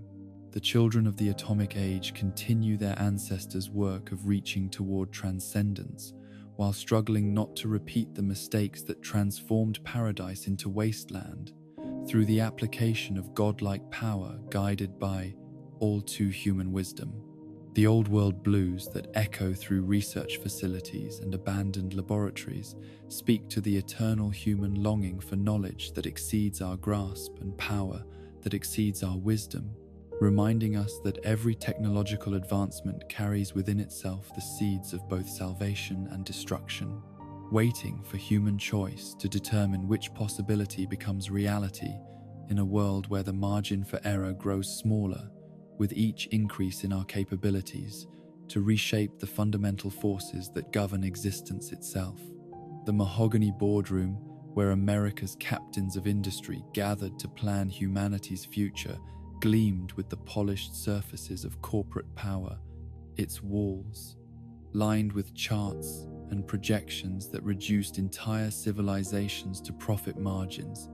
and market share calculations, while the men who controlled the nation's industrial might debated the most efficient methods for transforming global thermonuclear war from humanity's greatest catastrophe into corporate America's most profitable venture. The Vault-Tec conspiracy that orchestrated the Great War represents more than simple business opportunism or even criminal negligence. It embodies the logical culmination of a corporate culture that had learned to treat human beings as renewable resources and entire nations as markets to be captured, manipulated, or eliminated, according to the demands of quarterly earnings reports and long-term strategic planning. The true scope of Vault-Tec's pre-war machinations extends far beyond the construction and management of underground shelters to encompass a comprehensive program of social engineering that began decades before the first bombshell, as corporate planners worked systematically to create the political and economic conditions that would make nuclear warfare inevitable, while positioning their organization to profit from both the destruction of the old world and the construction of whatever civilization emerged from its ashes. The company's executives understood that the most lucrative business model involved not just selling solutions to problems, but creating the problems that would require their solutions, transforming existential threats to human survival into guaranteed markets for corporate services. The philosophical framework that enabled Vault-Tec's leadership to rationalize their orchestration of global genocide drew heavily on social Darwinist theories and corporate management principles that reduced complex moral questions about human dignity and social responsibility to simple calculations about efficiency, competition, and resource allocation. The executives who planned humanity's near extinction convinced themselves that they were performing a valuable service by eliminating weak and inefficient populations while preserving superior genetic and cultural material in controlled environments where it could be studied, refined, and ultimately deployed to create a better world according to their scientific and business principles. The selection criteria that determined which populations would receive access to vault protection and which would be left to die in the nuclear holocaust reflected not humanitarian concerns or democratic values, but corporate assessments of human capital and market potential, as Vault-Tec allocated its limited shelter space according to algorithms that prioritized individuals and groups whose survival would serve the company's long-term strategic objectives, rather than any broader conception of human worth or social justice. The vaults became corporate assets filled with carefully curated populations whose diverse characteristics would provide valuable data for post-war social engineering projects. The experimental protocols that governed vault operations transformed their inhabitants from refuge seekers into unwitting subjects in the largest systematic study of human behavior ever conducted, as each facility was designed to test specific hypotheses about social organization, psychological conditioning, and genetic modification that would inform post-war governance structures and population management strategies. The suffering and death that these experiments caused were acceptable costs in pursuit of scientific knowledge that would enable more efficient control of post-war society according to corporate rather than democratic principles. The competitive dynamics between different Vault-Tec facilities created additional layers of experimentation as corporate planners designed scenarios that would test not just individual Vault populations, but the relationships and conflicts that might emerge when different groups competed for resources and territory in the post-war environment. The company's executives understood that future profitability would depend on their ability to predict and manipulate intergroup dynamics while maintaining their own position as essential mediators and resource providers for communities that lacked the technical knowledge necessary for independent survival. The technological monopolies that Vault-Tec established through its pre-war research and development programs ensured that post-war communities would remain dependent on corporate expertise and equipment for accessing essential services like clean water, reliable power, and advanced medical care, creating permanent markets for company products while preventing the development of alternative technologies that might threaten corporate profitability. The patents, trade secrets, and manufacturing capabilities that the company preserved through the Great War became the foundation for economic control over whatever civilizations emerged from the nuclear devastation. The financial mechanisms that funded Vault-Tec's massive pre-war construction projects involved complex partnerships with other major corporations and government agencies that distributed both profits and culpability across multiple organizations while obscuring the true scope and purpose of the conspiracy from regulators and the general public who might have objected to such systematic preparation for nuclear warfare. The web of contracts, subsidiaries, and joint ventures that connected Vault-Tec to other elements of the military-industrial complex created a shadow economy that operated according to its own logic rather than democratic oversight or market competition.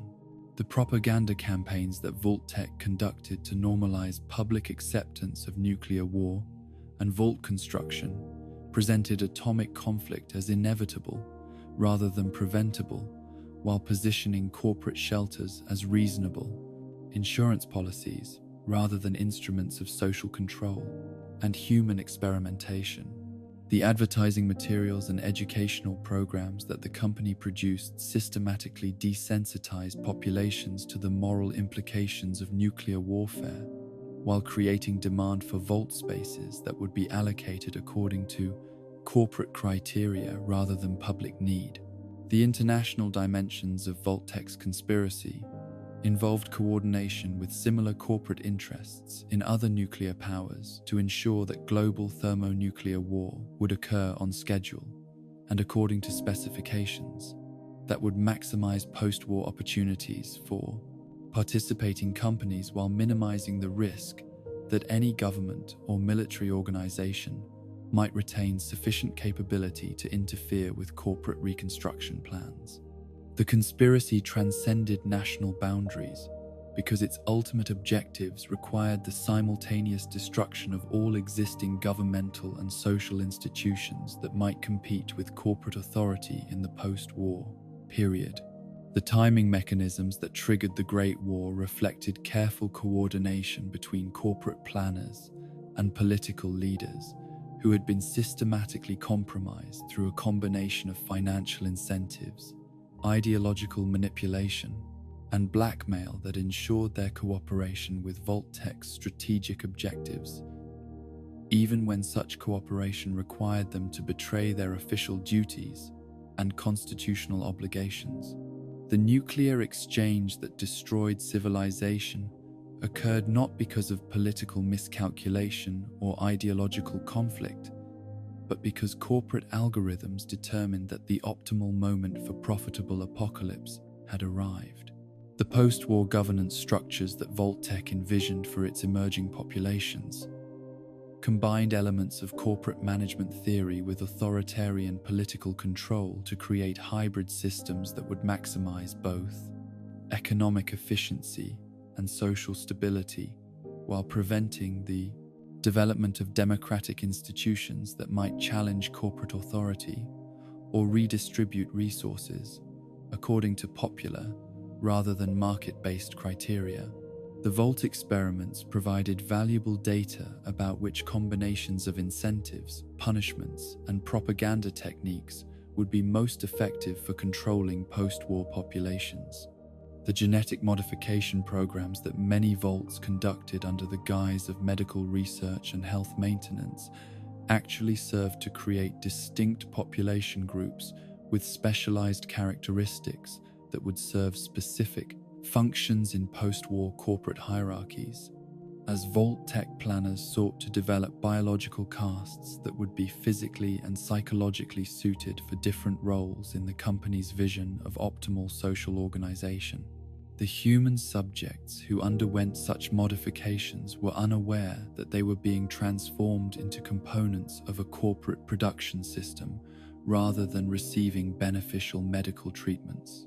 The educational curricula that Vault schools implemented to prepare younger generations for post-war life emphasized technical skills and corporate loyalty, while systematically excluding instruction in democratic theory, individual rights, or critical thinking that might enable students to question or resist the authority structures that Vault-Tec intended to establish in post-war society. The knowledge that Vault populations retained about pre-war civilization was carefully filtered to include only information that would serve corporate objectives while eliminating dangerous ideas about human dignity, self-governance. The psychological conditioning programs that operated throughout Vault society used sophisticated behavioral modification techniques to shape personality development and social attitudes in ways that would make populations more compliant with corporate authority while reducing their capacity for independent thought or collective resistance to exploitation. The mental health services that Vaults provided served primarily to identify and eliminate individuals whose psychological profiles indicated potential for leadership or rebellion rather than addressing genuine therapeutic needs. The resource allocation systems that governed Vault operations created artificial scarcities and dependencies that would condition inhabitants to accept corporate management of essential services while preventing them from developing the full self-sufficiency that might enable independence from Vault-Tec control. After emergence into post-war society, the rationing protocols and work assignments that structured daily life in Vault communities served as training programs for populations that would eventually become corporate employees rather than free citizens. The communication networks that connected different Vault facilities enabled corporate headquarters to coordinate experimental protocols and share data about population responses to various treatments while maintaining operational security that prevented individual Vault populations from understanding their role in larger experimental programs or communicating with other subject groups that might provide alternative perspectives on their situation.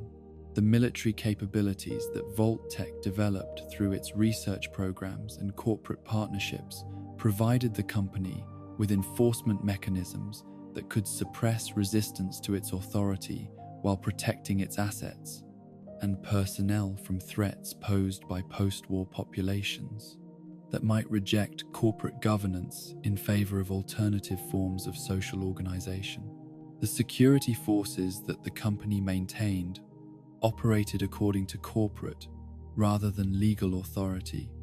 and were trained to prioritize company interests over human rights or democratic principles.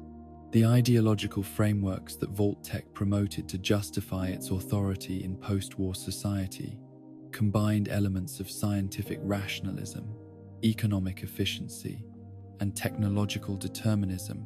to create belief systems that would make corporate rule appear natural and inevitable, rather than imposed through force and manipulation. The propaganda that Vault populations received presented corporate management as the only viable alternative to chaos and barbarism, while systematically discrediting democratic and egalitarian alternatives to hierarchical social organization. The long-term objectives that motivated Vault-Tec's conspiracy extended beyond simple profit maximization to encompass the creation of entirely new forms of human civilization that would be designed and operated according to corporate principles, rather than emerging organically from human social instincts and democratic deliberation. The company's executives envisioned themselves as architects of post-human society, whose superior knowledge and resources gave them both the right and the responsibility to determine humanity's future development according both to scientific rather than popular criteria. The moral blindness that enabled Vault-Tec's leadership to pursue such systematically destructive objectives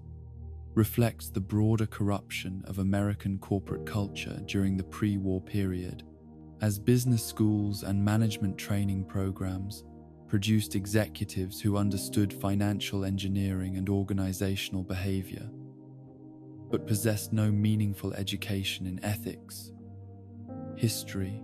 or political philosophy that might have provided perspective on the human costs of their strategic decisions.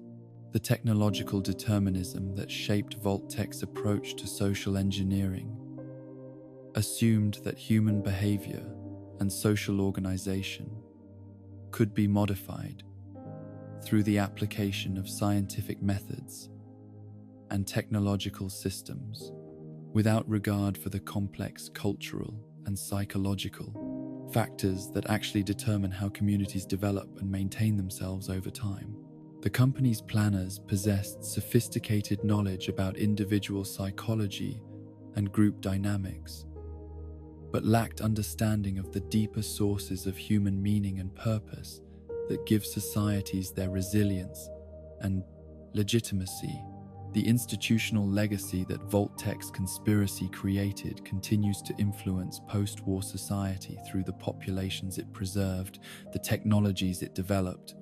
and the social structures it established in Vault communities that carry forward its vision of optimal human organization.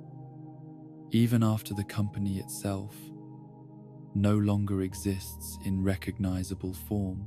the Vault dwellers who emerge into post-war society carry with them not just technical knowledge and preserved cultural artifacts, but psychological conditioning and institutional expectations that reflect corporate rather than democratic values. As the truth about Vault-Tec's conspiracy gradually emerges through the investigations and discoveries of post-war survivors, the revelation forces fundamental questions about justice, forgiveness, and the possibility of building authentic human community from populations that were systematically deceived and manipulated for corporate rather than humanitarian purposes. The Vault dwellers who learn about their true history must decide whether to perpetuate the systems that shape them or attempt to create alternatives that serve human rather than corporate objectives. The ultimate irony of Vault-Tec's grand design lies in its assumption that corporate efficiency and scientific planning could create better human communities than the messy, inefficient, but fundamentally human processes of democratic deliberation and voluntary association that the company's conspiracy sought to replace with rational management and technological control. The post-war world that emerged from corporate orchestration of global destruction demonstrates both the power of systematic planning and its limitations when applied to the irreducibly complex challenge of enabling human beings to live together with dignity, purpose, and hope in the sterile corridors of corporate power, where human lives were reduced to data points and entire civilizations became variables in strategic planning equations. The architects of humanity's near extinction congratulated themselves on their rationality and foresight, while remaining blind to the fundamental irrationality of treating conscious beings as components in abstract systems designed to maximize efficiency rather than human flourishing. The vault doors that sealed away carefully selected populations while condemning billions to atomic death stand as monuments not just to corporate evil, but to the dangers of treating human wisdom and moral judgment as inefficient obstacles to scientific progress and business success, rather than as essential guides for navigating the complex relationship between knowledge and power in societies that must balance individual freedom with collective survival, in a world where the price of mistakes continues to rise with each advance in power. Our technological capabilities, the blood that stains the irradiated soil of the post-war world, carries within its crimson depths the genetic memory of every conflict that preceded the Great War, every territorial dispute and ideological struggle and resource competition that humanity has used to justify the systematic slaughter of its own kind. Since the first stone was sharpened into a weapon and turned against a neighbor who possessed something that survival seemed to require, war never changes because the fundamental drives that compel human beings to violence, fear, greed, pride, and the desperate hunger for security in an uncertain world remain as constant as the atomic forces that power both the stars and the weapons that nearly extinguished human civilization in the brief span of a few hours on that October morning when the future became the past, and tomorrow became a luxury that survival could no longer afford. The cyclical nature of human conflict reveals itself most clearly in the Mojave Wasteland, where the same strategic objectives that motivated pre-war corporate competition and international rivalry continue to drive post-war factions into patterns of territorial expansion, resource extraction, and military confrontation that differ in scale and technology but not in their essential character or ultimate consequences. The NCR's manifest destiny echoes the American expansion that preceded the Great War, while Caesar's legion recreates the imperial ambitions that have characterized human civilization since the first city-states learned that conquest could be more profitable than trade and more reliable than diplomacy. The Hoover Dam, that stands as the focal point for these competing ambitions, represents more than a strategic asset or symbol of pre-war technological achievement. It embodies the eternal human tendency to fight over the very infrastructure and resources that could support peaceful cooperation if the species possessed the wisdom to share rather than hoard, to build rather than destroy, to create abundance rather than manufacture the artificial scarcity that makes violence seem necessary and inevitable. The concrete and steel that spans the Colorado River could provide power and water for every community in the region, but the political structures that humans create around such resources inevitably transform them into prizes, to be won through military force rather than goods to be distributed according to need or merit. The individual choices that drive these larger patterns of conflict reflect the fundamental tension between human beings' capacity for moral reasoning and their susceptibility to the psychological and social pressures that make violence appear rational and necessary when viewed from perspectives constrained by fear, limited information,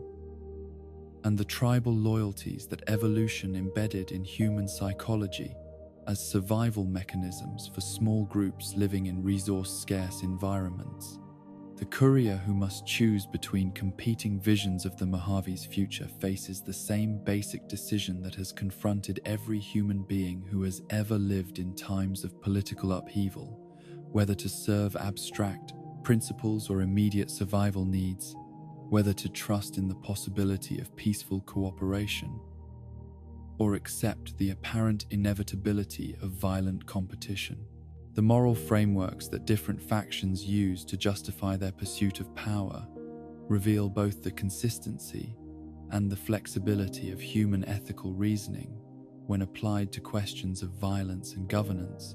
as each group develops sophisticated philosophical arguments for why their particular approach to organizing society deserves support while their competitors' methods warrant destruction. The NCR's democratic idealism provides moral cover for imperial expansion. Caesar's classical education legitimizes systematic brutality, and House's technological superiority justifies autocratic control,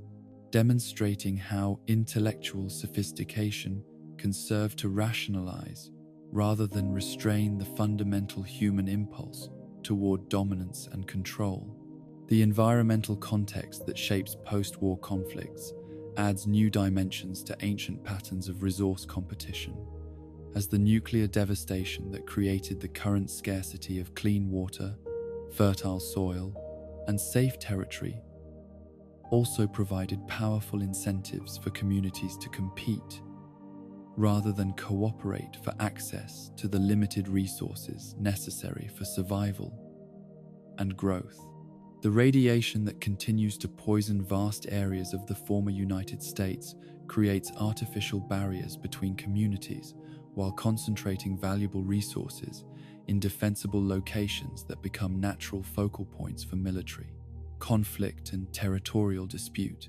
The technological disparities between different post-war factions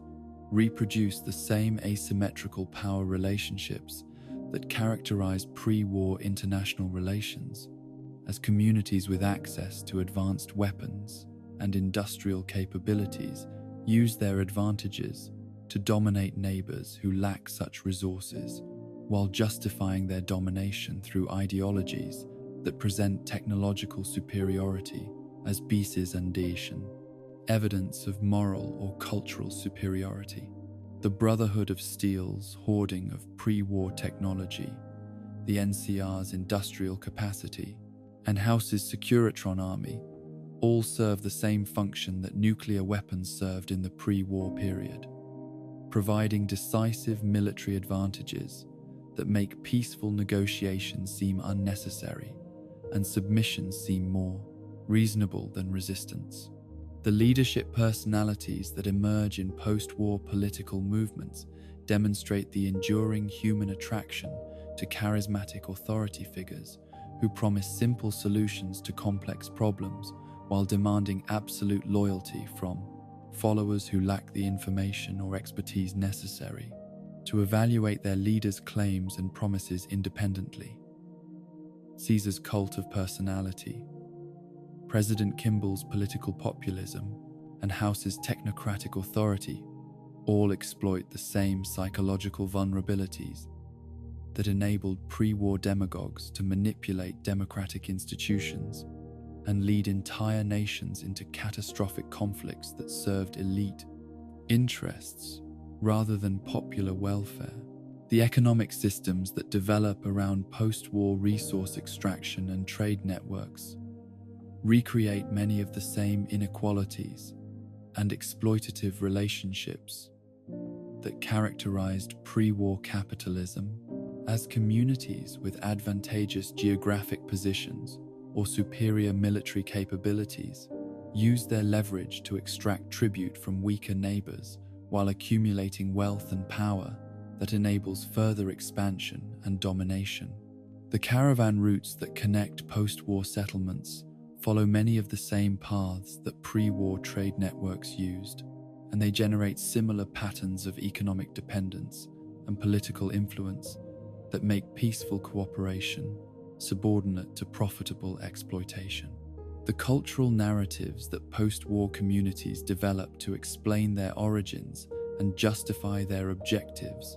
draw heavily on pre-war historical examples and mythological frameworks that have shaped human self-understanding for millennia. As groups seek legitimacy through claims of continuity with past greatness, while presenting their enemies as threats to everything that makes civilization valuable and worth preserving. The NCR's appeal to American democratic traditions, Caesar's invocation of Roman imperial glory, and various tribal groups' emphasis on ancestral wisdom all serve to transform contemporary political conflicts into cosmic struggles between good and evil that require total victory rather than negotiated compromise. The military doctrines that different factions develop for pursuing their strategic objectives demonstrate both the evolution and the persistence of tactical approaches to organized violence. As post-war commanders apply lessons learned from studying pre-war conflicts while adapting their strategies to the unique challenges created by nuclear devastation, technological scarcity, and the changed demographics of the post-war population. The same principles of concentration of force, supply line protection, and psychological warfare that guided pre-war military planning continue to shape post-war conflicts despite radical changes in the available weapons, transportation systems, and communication technologies. The diplomatic relationships that emerge between post-war factions follow familiar patterns of alliance formation, treaty negotiation, and betrayal that have characterized human politics since the first communities began interacting with neighbors whose resources they coveted and whose military capabilities they feared. The temporary alliances that develop around shared enemies or mutual interests inevitably dissolve when circumstances change and former partners become competitors for the same territorial or resource objectives that originally brought them together in opposition to common threats. The intelligence operations that major factions conduct against their rivals employ many of the same espionage techniques and infiltration strategies that pre-war governments used against foreign enemies and domestic dissidents. As the fundamental challenge of gathering information about opponents' capabilities and intentions remains constant despite changes in the specific technologies and institutional structures available for conducting such activities. The NCR Rangers, Caesar's Frumentary, and House's surveillance networks all serve traditional intelligence functions while adapting their methods to post-war conditions and constraints. The propaganda campaigns that competing factions wage for the loyalty of neutral populations demonstrate the continued importance of information, warfare, and ideological manipulation in determining political outcomes. As communities lacking direct experience with different governmental systems must rely on second-hand accounts and carefully crafted messages when deciding which faction deserves their support or opposition. The same techniques of selective reporting, emotional appeal, and enemy demonization that shaped pre-war public opinion continue to influence post-war political allegiances despite the absence of mass media and sophisticated communication networks. The civilian populations that become caught between competing military forces experience the same kinds of displacement, exploitation, and suffering that have characterized every major conflict in human history. As the tactical requirements of warfare inevitably prioritize military objectives over civilian welfare, while the resource demands of prolonged conflict create incentives for armies to extract supplies and personnel from local populations, regardless of their political preferences or military utility. The refugees who flee combat zones and the communities that must choose between collaboration and resistance face moral dilemmas that differ in detail but not in essential character from those confronted by civilians throughout human history. The psychological impact of prolonged conflict on individual participants demonstrates the universal human vulnerability to trauma, brutalization, and moral injury that warfare inflicts on those who participate in organized violence, regardless of the justice of their cause or the nobility of their initial motivations. The veterans who return from combat carrying physical wounds and psychological scars face the same challenges of reintegration and recovery that have confronted soldiers throughout history, while the communities that must absorb these damaged individuals struggle with the same questions about collective responsibility for the costs of military action. The environmental consequences of post-war conflicts add new dimensions to the traditional ecological damage that warfare inflicts on landscapes and ecosystems, as the combination of conventional military destruction with persistent radiation contamination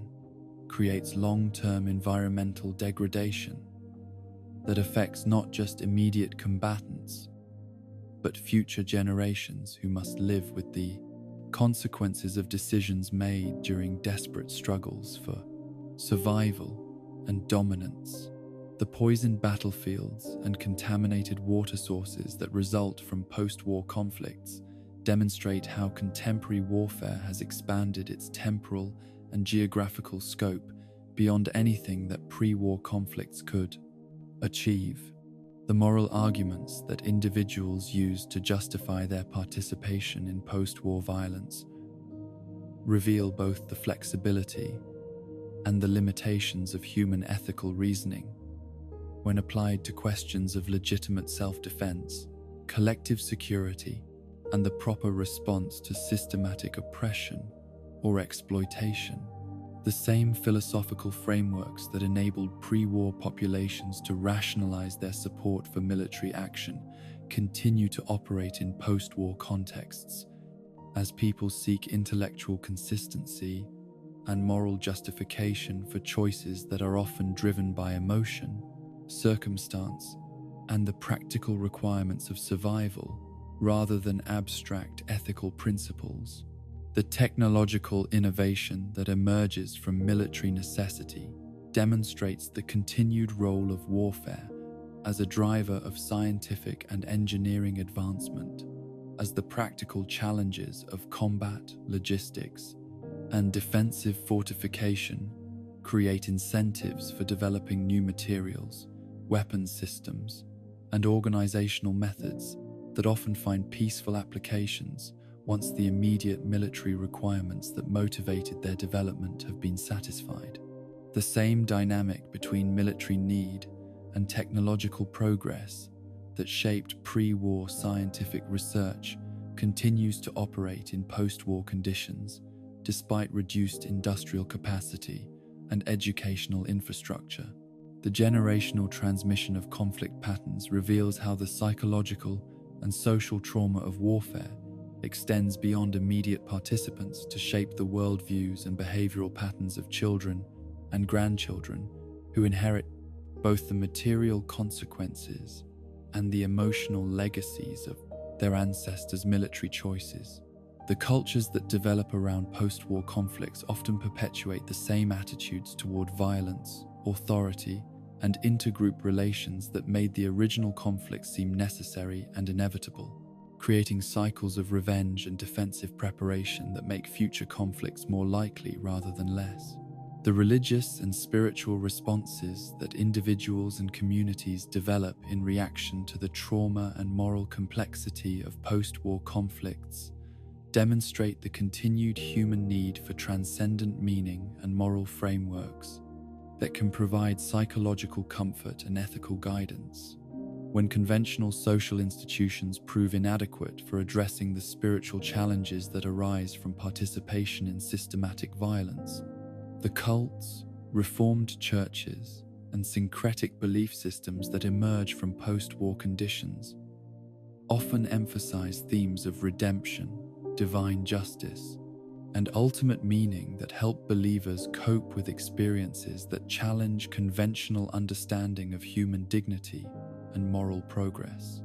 The ultimate irony of post-war conflicts lies in their demonstration that human beings possess sufficient intelligence and organizational capability to create weapons that can destroy civilization while lacking the wisdom, emotional maturity necessary to prevent themselves from using such weapons when political disagreements reach levels of intensity that make violence seem preferable to continued negotiation and compromise.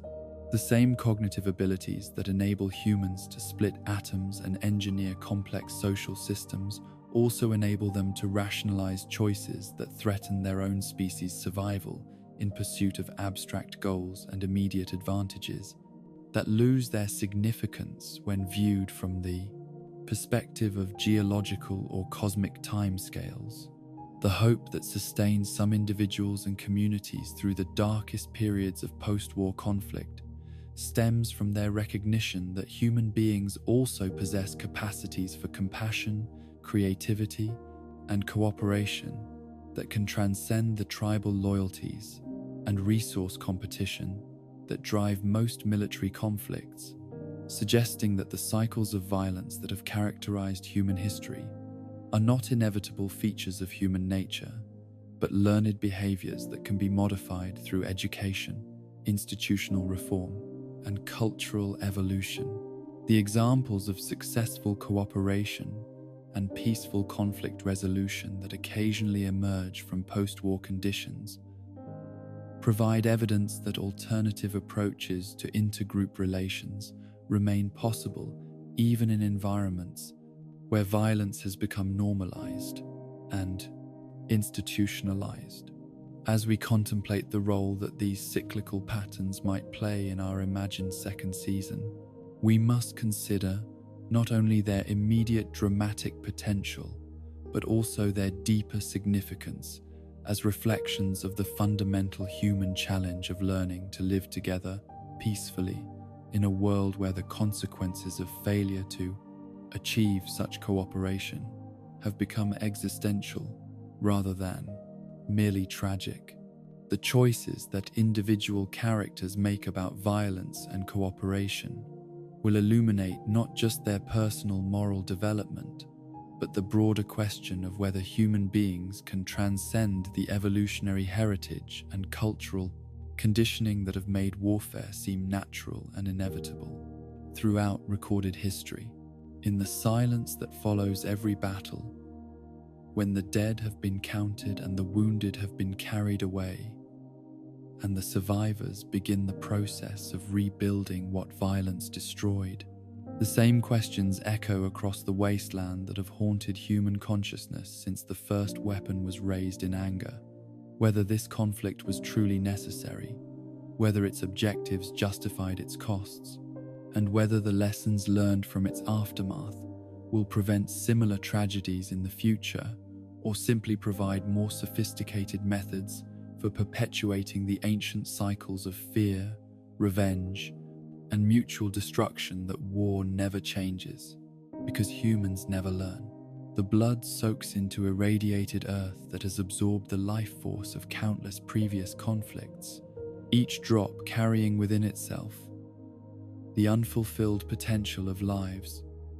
cut short by humanity's continued inability to imagine alternatives to violence when faced with differences that seem irreconcilable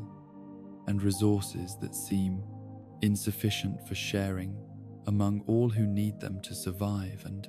thrive in a world that offers abundance for those wise enough to cooperate and scarcity for those foolish enough to compete for prizes that lose their value when won through methods that destroy what they were meant to preserve. As our journey through the possible futures of the Mojave draws to a close,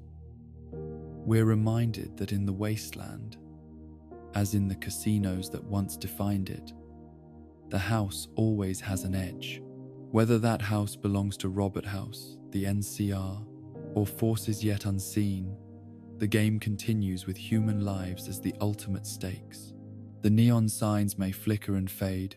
the Securitrons may rust, and the dreams of pre-war prosperity may crumble to radioactive dust, but the essential truth remains unchanged. Survivors adapt, evolve, and endure. Season 2 will reveal which prophecies prove true and which remain forever in the realm of speculation. But tonight, In this liminal space between sleeping and waking, all possibilities coexist. Rest now, wasteland wanderer, and dream of tomorrow's New Vegas, whatever form it may take. The desert keeps its secrets until dawn, and some mysteries are more beautiful left unsolved.